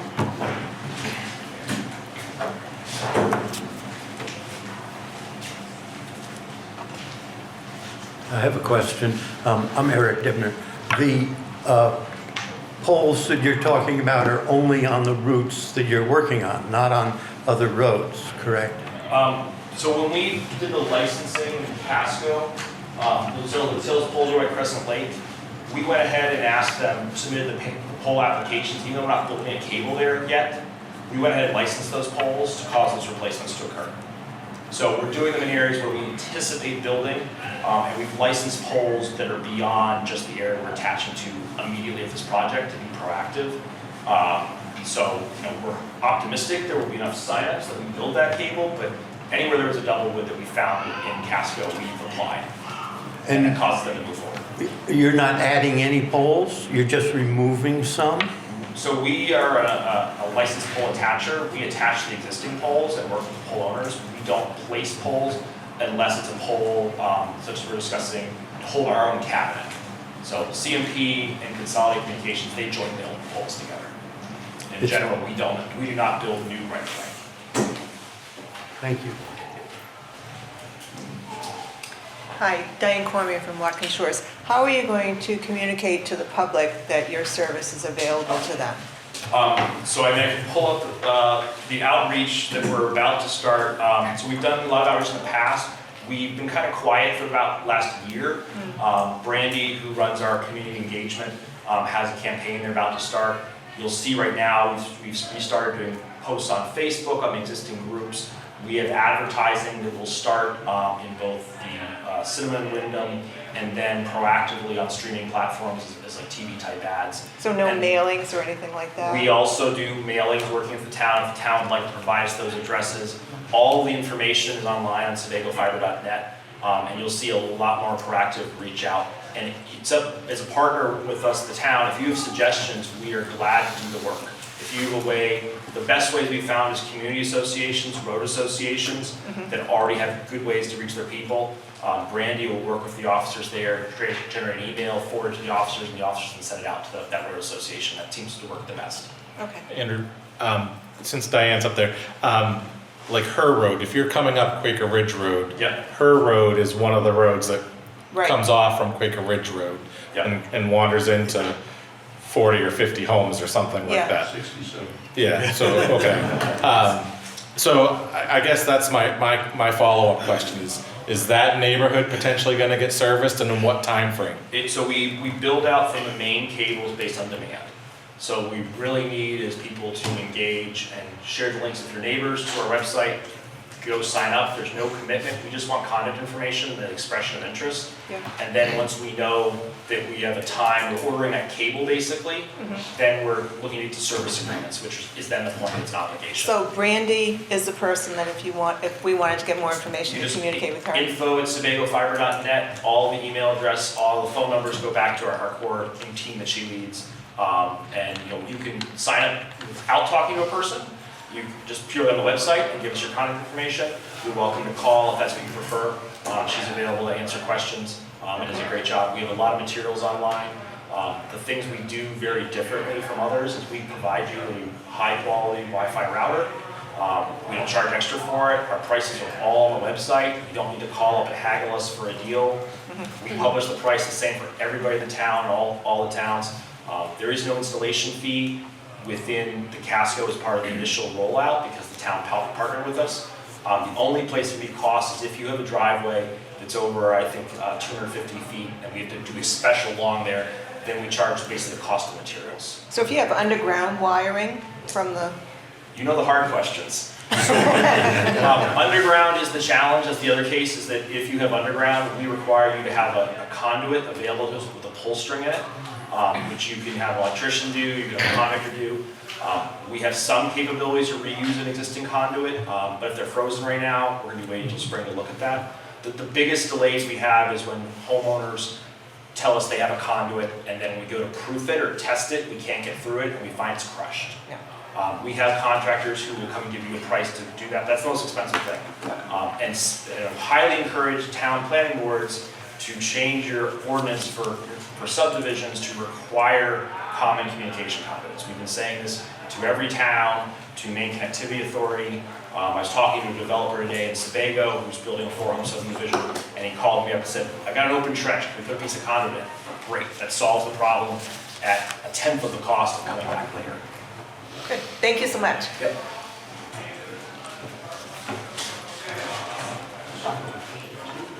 Rayanne, Meadow Road. So first, my first question is, what about the south end of 121? South end of where? 121, so from Pikes Corner to Raymond? Sorry, let me go to a map and you can point out, because, While you're up there, can you ask about? About Pine Hill and all that. sorry, south end of 121? So, where, yeah. That's right Right above your there. arrow. Where? That line right above your arrow. To the right. To the right. There you go, keep going. Up. Up, Yeah, right that there. one. Yeah, that whole section. I can zoom in a different map. There's two parts of that. There's the southernmost area, which is really more contiguous with Raymond. Yeah. And we have the capability in that network to edge out. And then from the top portion, we edge down. There's sort of two different clusters of homes. And basically there's, let's say, the north half and the south half. Each of those will be treated as a build area. And the more people get signed up, it can be a competition from the north and the south end to see which one comes first. Okay. And the next question is about the 302 area. So the 302 corridor, you had said there's not a lot of business demand there. It is something that the Comp Plan Implementation Committee and the Comprehensive Plan identified that area as a growth area, as emerging places. So it's an option still, correct? Yes. To be able to. So I think do the town manager, based on the comprehensive plan, pushed that we should go there first. Yeah. The areas the town participated in, which is the area from Naples up to Casco, the town invested and built municipal fiber for those.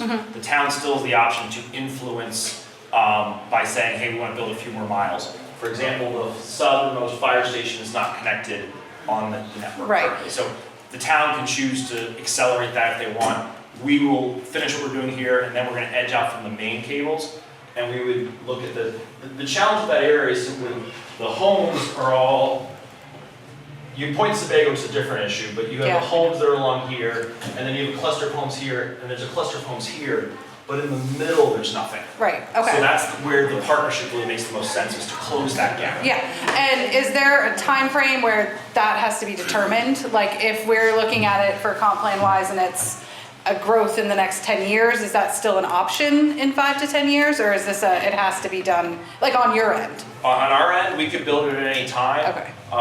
We're looking for we're finishing these towns. Like Naples has they've sort of done everything they're doing their core, and then we'll edge out north and around Brandy Pond a little bit.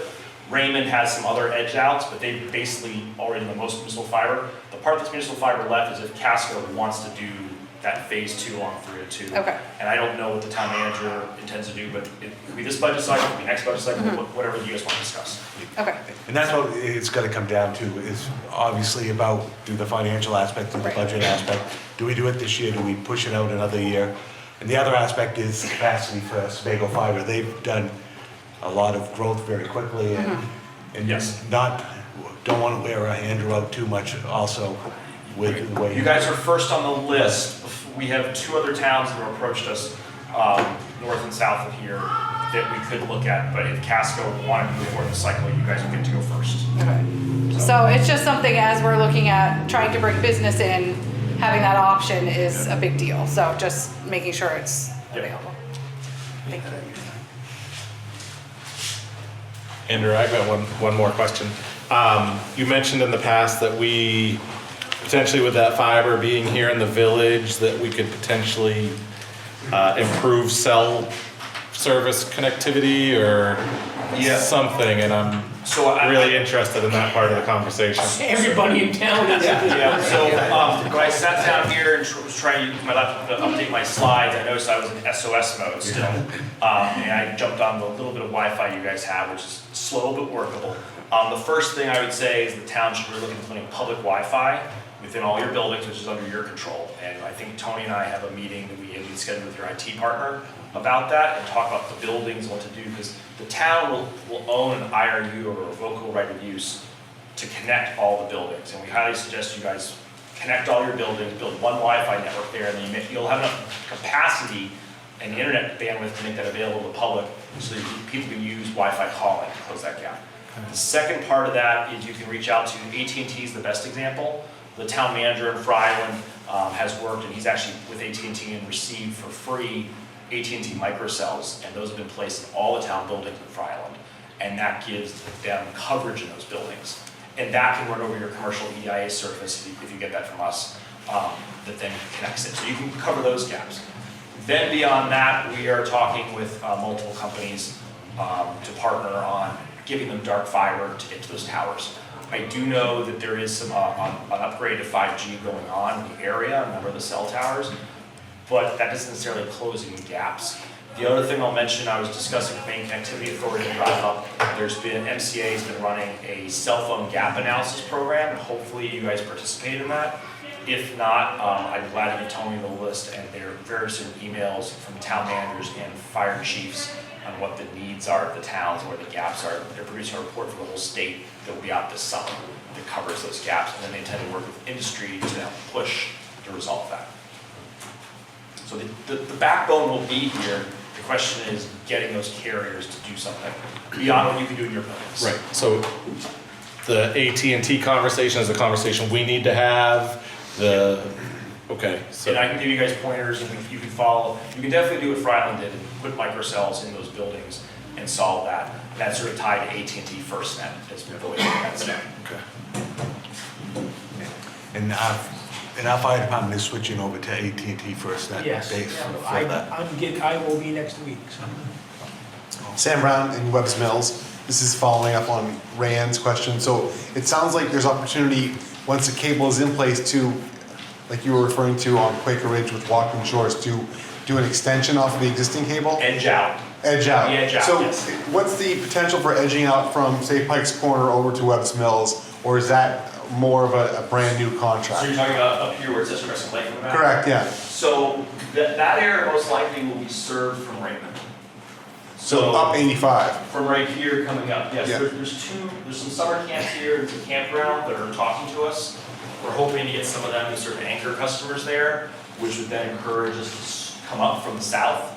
There's also an interest from Raymond's point of view for redundancy to close this loop from here over, which would give another path from their town hall back to Sebago. So it's really about interest. The more people we get signed up along this route, and then there's clusters of lakes and there's another camp there, it will happen. Just the more people we get signed up, the more data we have. So in the short term, the best thing we can do as citizens is tell our neighbors to go to your website and say, we want Yes. access on Pine Hill Road. Yes, the more addresses we have, literally, we produce a map that's color coded of all the locations, and it updates in real time of where the demand is. And that then goes into an ROI model that tells us, hey, when enough people signed up, we cover our costs. Okay. And then we build it. I think there's an opportunity for the town to do some lobbying and promoting it, let the public drive the demand, which is gonna help keep our costs down by virtue of just more people signing up. I will say, as a Spectrum customer who's paying a ridiculous service for mediocre service, to have an opportunity to have a competitive supplier that's gonna provide a better service, I think you're gonna get tons of phone calls, so. Anyway. As long as, usually there's no questions, a lot of people care about the quality of service, reliability, because remember, fiber is gonna stay up when the power goes out. We highly recommend everybody has this $80 UPS at their home, because if you've had that, then the new people who ran it have been completely surprised that there's no outages. We've stayed up throughout all the storms so far. And that, as someone who works from home, to be able to know that I can stay at home and work it's worth a lot of money. So anyway, good stuff. Thank you. Any other questions for Andrew? No, it's good news, good stuff.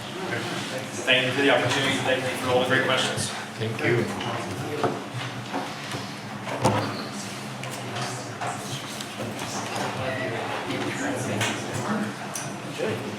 Moving on to item 12, the select board will consider meeting schedule for FY27 budget.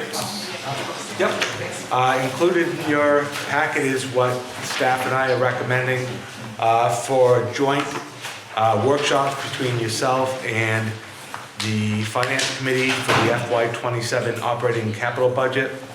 The proposed schedule begins on March 3rd during the regular select board meeting, where I would provide an overview.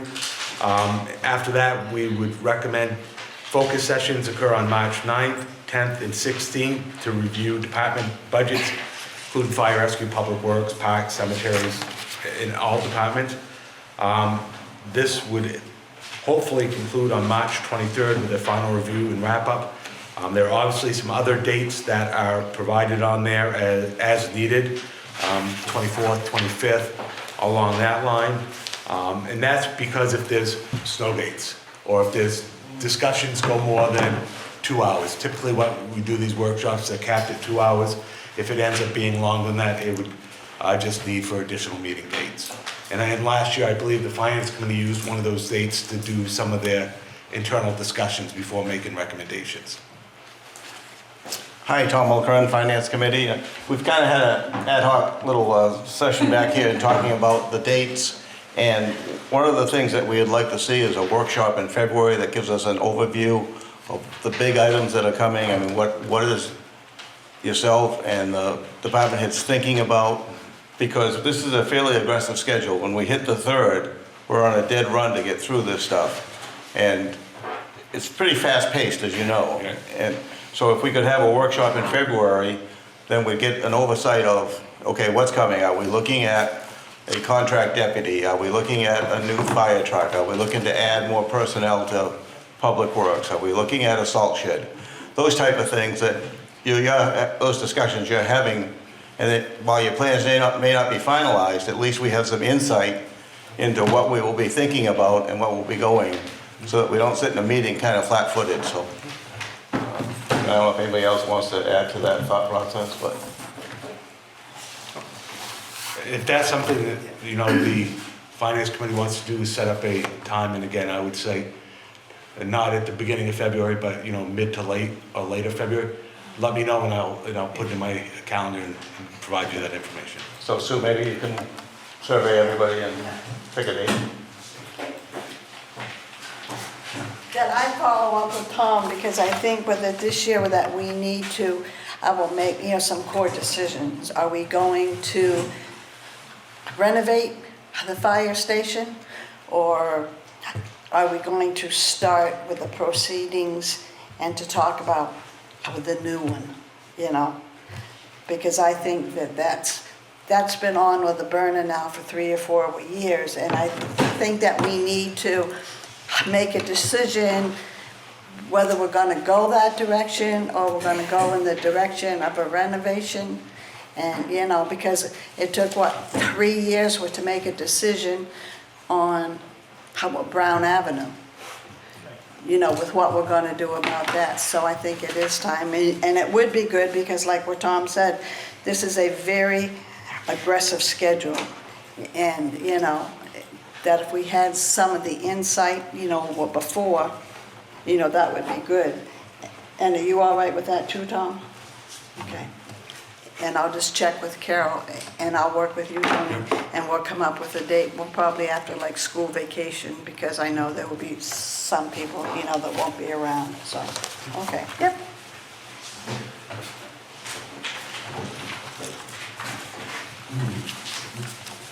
Sometime in those last 2 weeks of February, Tony. Yep.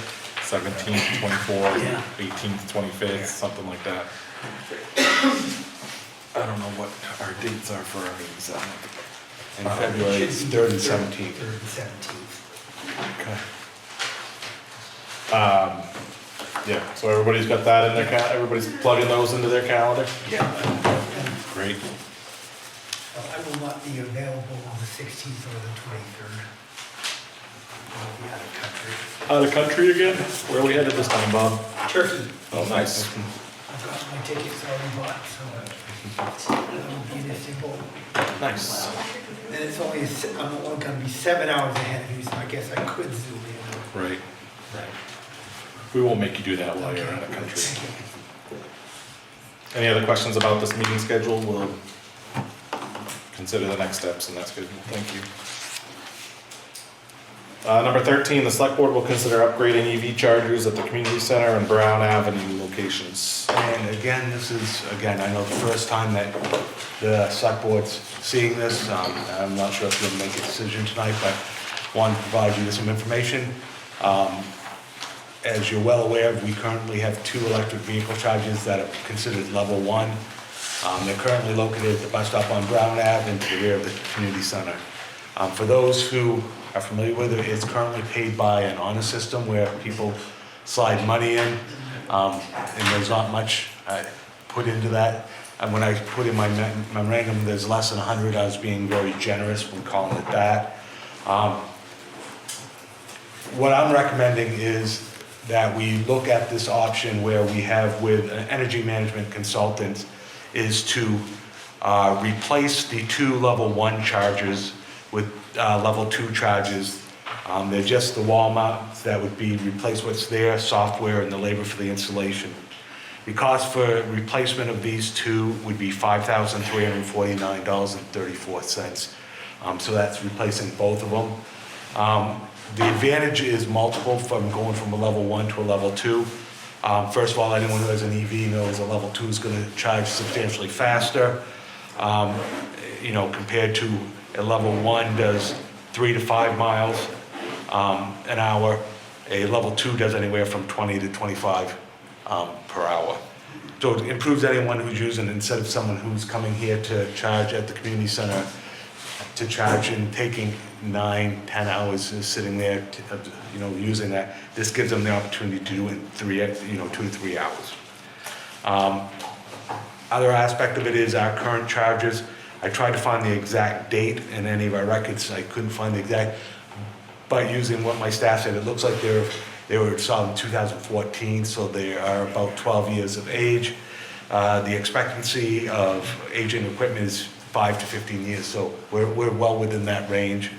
Last but not least is the one complaint I do get, and I think probably the select board has about it, is people who say, why do people get to recharge their vehicles for free? You're not allowing us gas. What ends up with a level 2 is, ends up being the user ultimately we have a Wi-Fi connection, they use the debit or credit card to pay for it.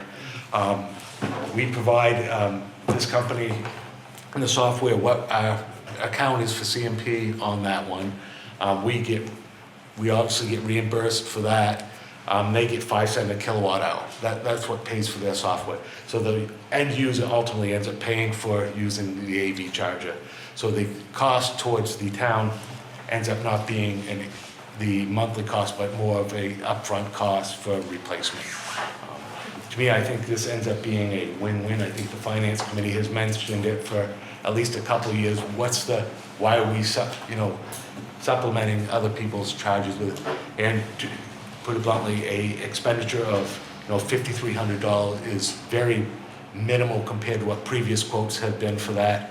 And if we did this, I would recommend that you want to do it, if you do it sooner than later, I would recommend we use contingency fund. That is obviously was approved at town meeting. It just has to be used at a discussion at a meeting like this. And it'd be one of those, if you feel more comfortable moving forward and want to have a second discussion about it, saying you are using contingency fund, we put on an upcoming agenda meeting. Excuse me. I just have one question. Looking at the Y, seeing it's the same price for community center and for Brown Avenue, but they're only putting a 32 amp level 2 charger at South Casco, but they're putting what looks like a better unit at the community center. That is because what the capacity of our box is there.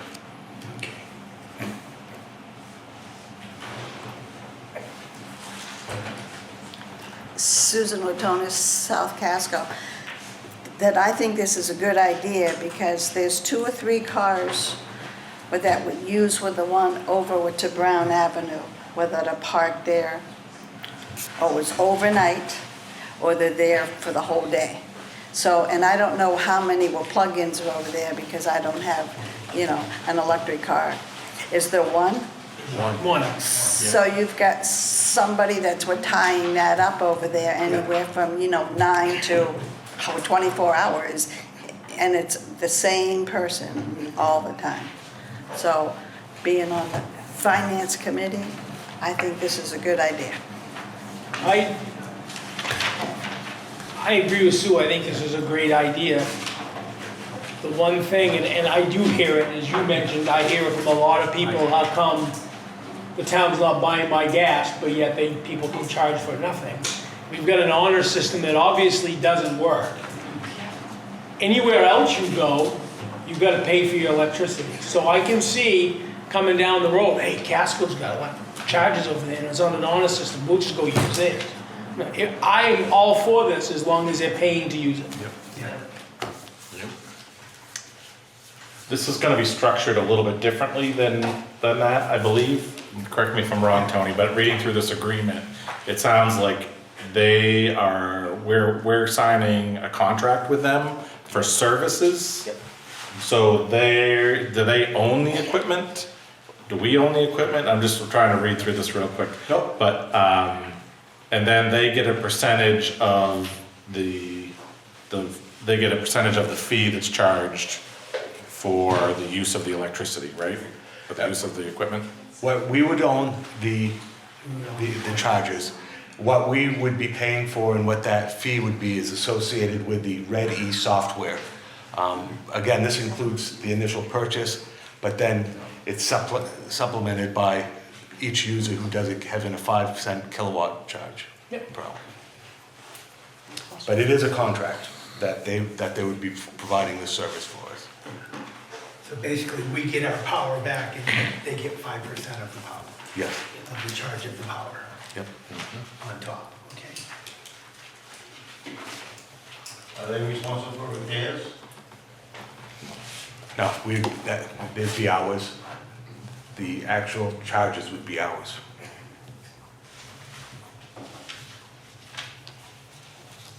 I guess I don't understand the technology well enough to know is that how other communities are doing it? Are they hiring companies to come in and sort of subcontract this service in communities?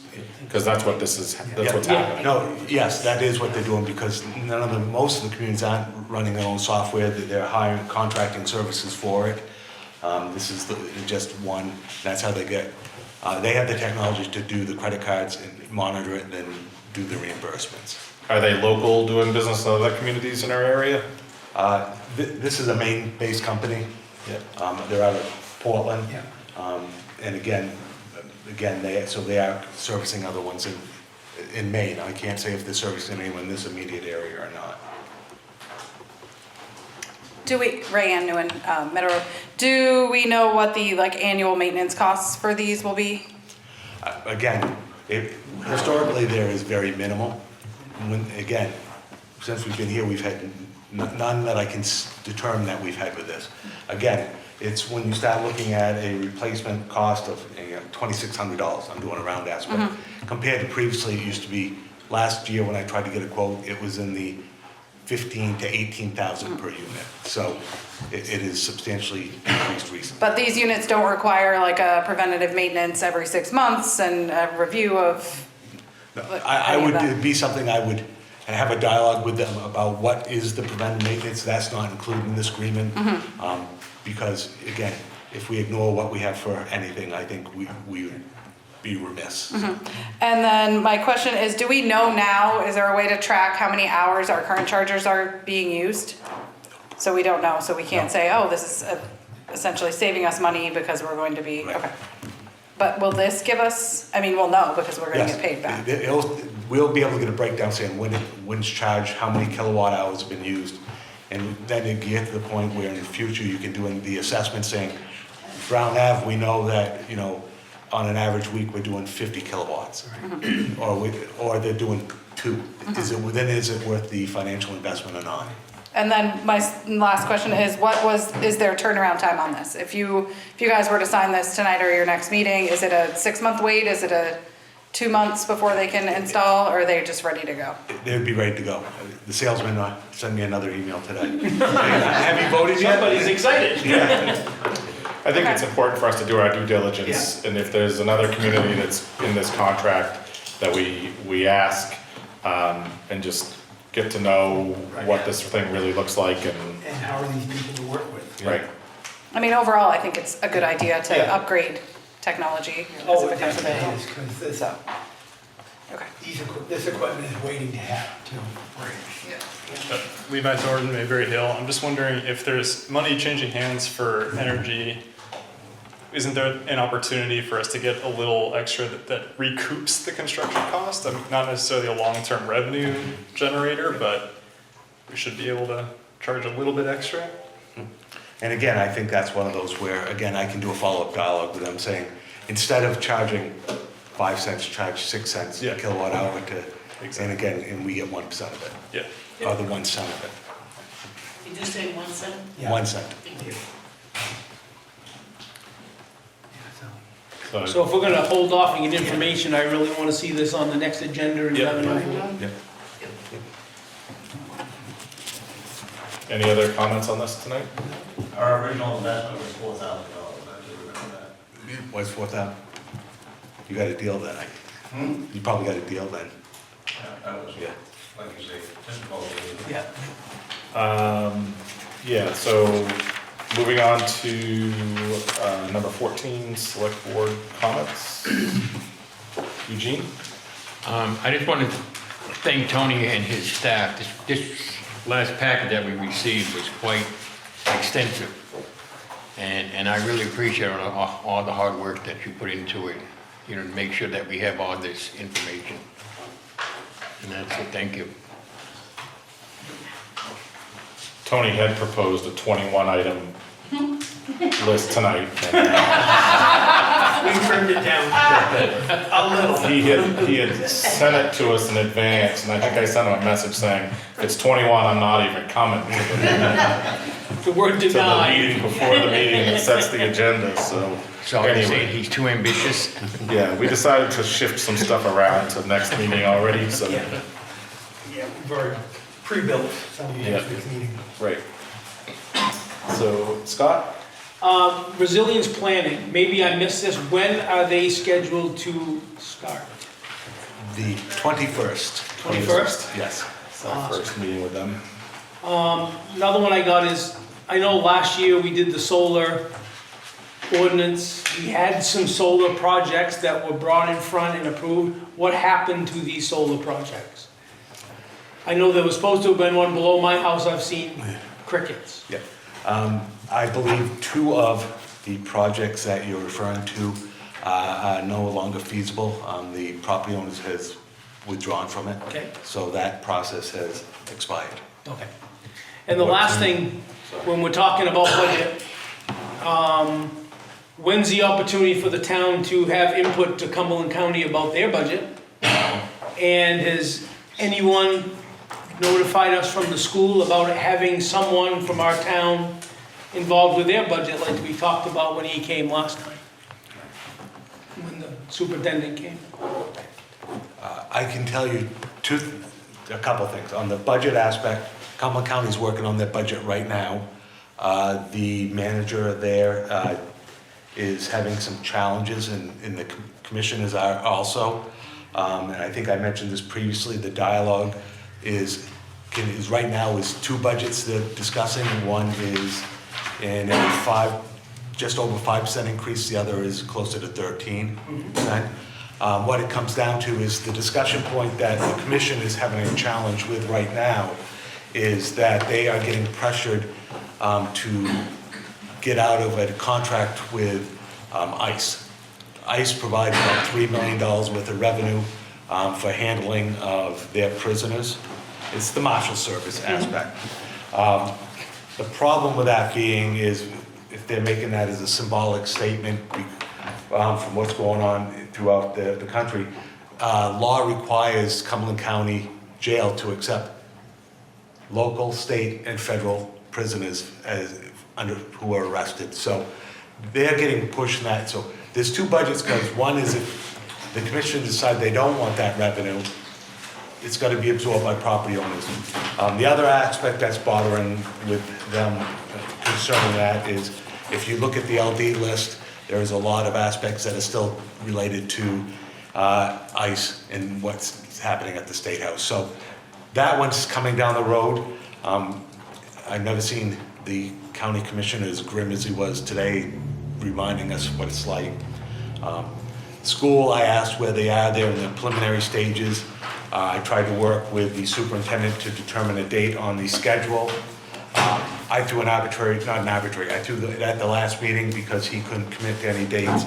But that's the only dialogue I had with him about it.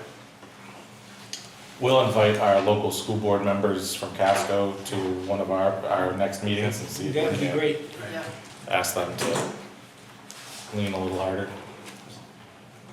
Anything else, Scott? No, that's it, thanks. Mary? Sue Watonis from South Casco. Scott, to talk about your question is, do you have an input in the county budget? And everybody knows I sat on there for 14 years. Probably the last 7 years, there's been nobody with this area, which is our District 2, which includes with the Lake Region towns and all of that. Yep. From what I'm told, is that a letter goes out almost each year stating that there's an opening on the budget. Nobody ever applies. So I'm not sure if that letter gets out, to the boards, because the person on that committee has to be an elected official from the municipality. And I think from what I understand, there is nobody up in this area, and each commissioner has our 2 spots. So from all the towns around. So there's nobody up here in the Lakewood region, and I'm a strong believer with that. If you want something to change up in here, with that you need to be on with the committee. Agreed. With the county. Because with the last person that was on that committee was Holly. Yep. And you can make with decisions, you can make changes, but it starts with somebody to be on that board, that in order for the, to happen. And I think last year that the school superintendent said that we could have somebody on that committee. So maybe we just need to refresh his memory. So. Thank you. Yes, thank you. You're welcome. Awesome. Mary, do you have any comments tonight? I most certainly do. It was great seeing you, Tony. I've been trying to get into your office for the past couple of weeks. So I finally got to see Tony. He's been very, very busy. But I got to see him today about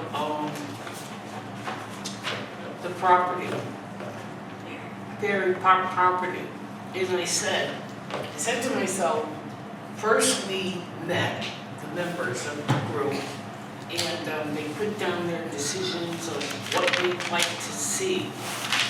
And I marked it all down, and I rehashed this with Tony this afternoon, that we talked about Brown Street, talked about that, we talked about the fire department, what's needed there, public works, also open space, thinking about open space, and I mentioned some of them was like the ice skating, pickleball, gardens, and the list goes on.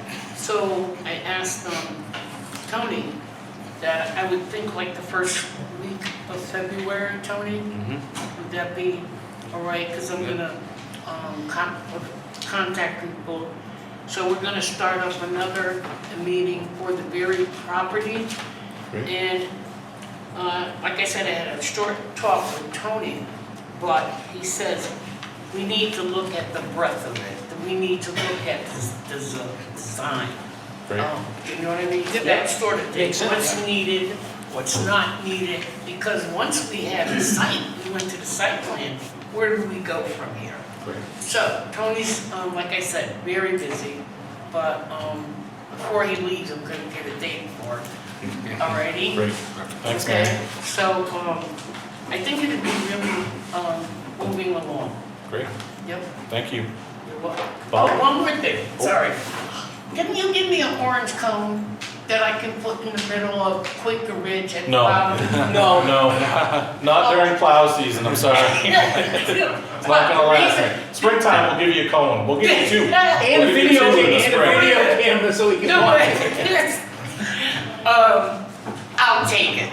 I'll take it. All right, Alrighty? thanks, Mary. Yeah, but there's they need to put some asphalt in that hole. Yep. Because anybody that comes down the hill and wants to make a left turn, do you know what I mean? It's Yep. bad right now, and it's only gonna get worse.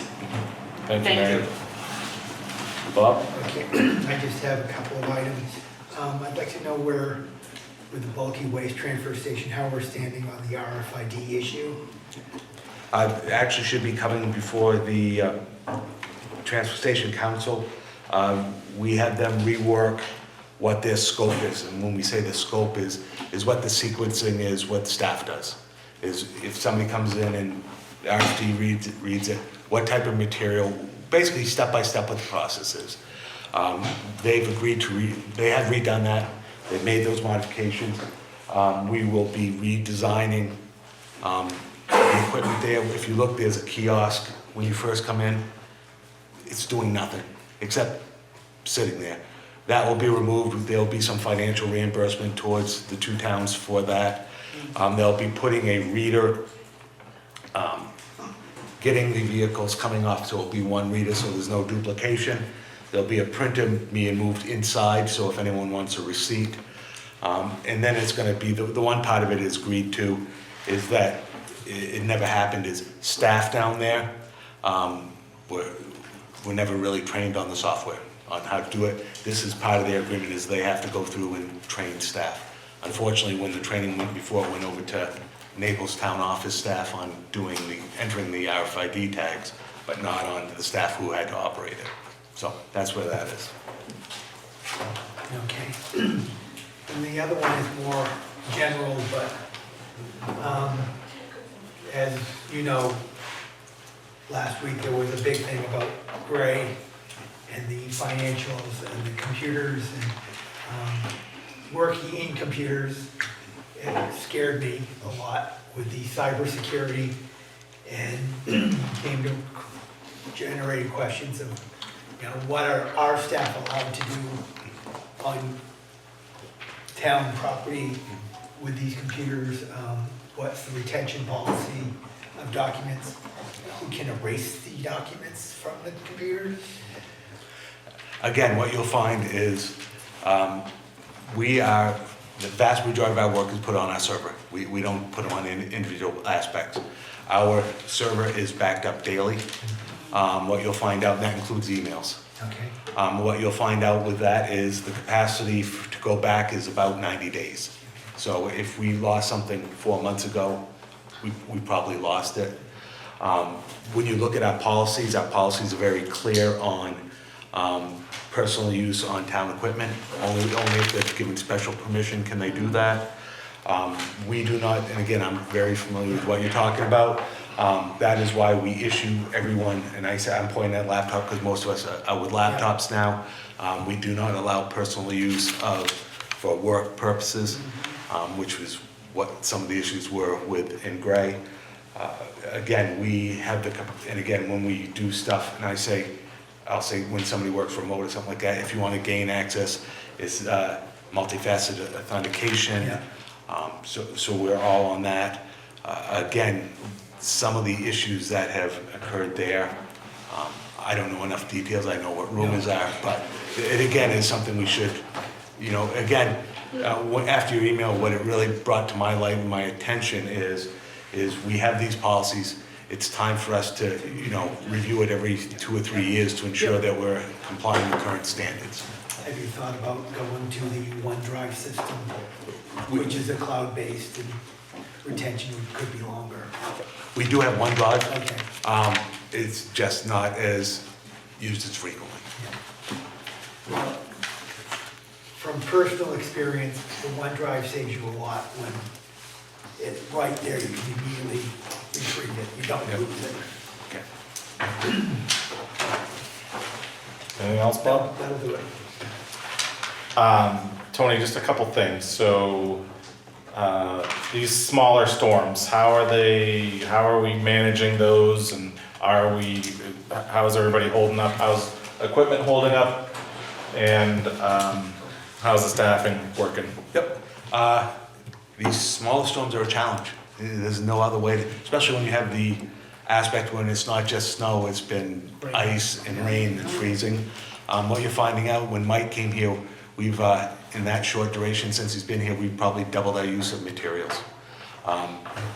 Our equipment is holding up well and staff is holding up well. Sea Pond is having a lot more challenges than we are. If you're not familiar, Chris Pond Plowing is our contracted plow company. If you're not familiar, he's had multiple breakdowns which have caused some delays in plowing. Last storm, he actually had someone who, they rolled a truck. And when they rolled it, and again, to get into an aspect is a public service now. Realize when you're driving down the road in a snowstorm, please slow down, drive slowly. What ended up happening, the plow driver had to swerve to avoid hitting a car that had lost control and was coming into his lane. So he avoided hitting that car and rolled over their plow truck. So challenges being faced, looking at the weather at least for the next 10 days doesn't look like anything. So I'll knock on any plastic I can find. So back to the materials, is that something we've accounted for, or is that sort of fair warning that those numbers are going to be higher than expected, or? Again, these are always ones of the ebbs and flows. It really is. Right now, if you're going from strictly a proportional number, we'd be running high. But we've had years where it was quiet until end of February, then all of a sudden, the next few months, we used all material. So, but it's something we have to keep an eye on. The one thing that is, I won't say it's good, but Maine law allows for the use of unassigned funds if you're over budget on materials like that. Not that I ever want to go down that road, but that does, they understand projecting what weather uses, for sand, salt, and staff is always a challenge. Right now, we're looking fine. Right. Last question I have is across our sort of select board emails, there's been a handful, and one very recent one, sort of complaint about a local business. Yep. Are you anticipating that we're responding? How do we have the conversation about those, or where do we have the conversation about those to make sure that we are responding? Yep. Again, what I would recommend, again, I can always do the aspect of saying, hey, it's been received, there'll be some response. If it's gonna, I would not recommend that 5 select board members Right. respond. I would recommend the Chairman. talk to the group and come up with a collective response.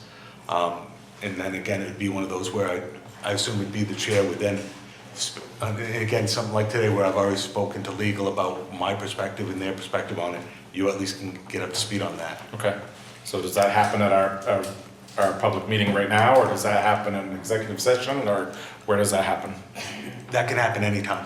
It's not an executive session type of dialogue. But it's, again, I don't necessarily think it always has to be in a public session. Okay. I just want to make sure that they get, Yeah. that they get a response and that's professional and timely, I guess. So can we talk, it's been a problem place for us in the past. Is it still on our legal list of projects we got going on? Again, it is, they are a constant. Yeah, but again, last one, they had complied with what the notice of violation was. The complaint referenced the noise is unfortunately, there's nothing with that ordinance to deal with that. It's a law enforcement issue. If the board ever decide they want to do with a noise ordinance, that would be something that would have to go before town meeting. The problem with that is going to be, is the enforcement action of it. But again, that's been explained to those, and again, I understand the frustration level though. Right. It's the tricky part of residential properties being in the neighborhood with commercial properties. Yes. Tony, just one note. How are we set for sand and salt? Right now, good. I mean, again, we've reached out to Rolf to have another delivery for sand, another 1,000 yards. They should be delivering that probably in the next week. We're not low enough where I'm worried about running out, but we have to be prepared for the next few months also. Good. A few months. Grant, I got one more thing. Grant, I got one more thing. Yeah. Tony kind of reminded me of it when he talked about one of our plow trucks having to swerve off the road and roll over for a vehicle. State of Maine lost 2 DOT workers today on the turnpike in Waterville because of somebody not paying attention. So kids have lost a parent, somebody's lost a spouse, because we can't pay attention when we're driving down the road. We've got too many distractions going on, phones in your hand, kids screaming. I'm not gonna get on a soapbox, so come on people, enough's enough. Okay, it wasn't fair for these 2 families to lose a family member because someone's not paying attention to what they should be doing. So, and it goes again to our plow contractor, Chris Pond, losing a vehicle because somebody's driving over their head. Just a little bit of common sense goes a long way in this world, and if we could all get back into that again, maybe this wouldn't have happened today. So, that's just my 2 cents. Thank you, Scott. Any other comments tonight? Did you say I can get my cone? Yeah, in the spring I said 2. Bob? Okay. And there's one amendment I should say, when it comes to the poverty abatement, that does not need to be discussed tonight. Okay. So I'll cross that out. And I move the select board go into executive session to discuss concealed weapons permits per Title 25, Part 5, Chapter 255, Section 2006, for applications 01/13/2026A, 01/13/2026B, and 01/13/2026C. I'll second that. All in favor? 5-0.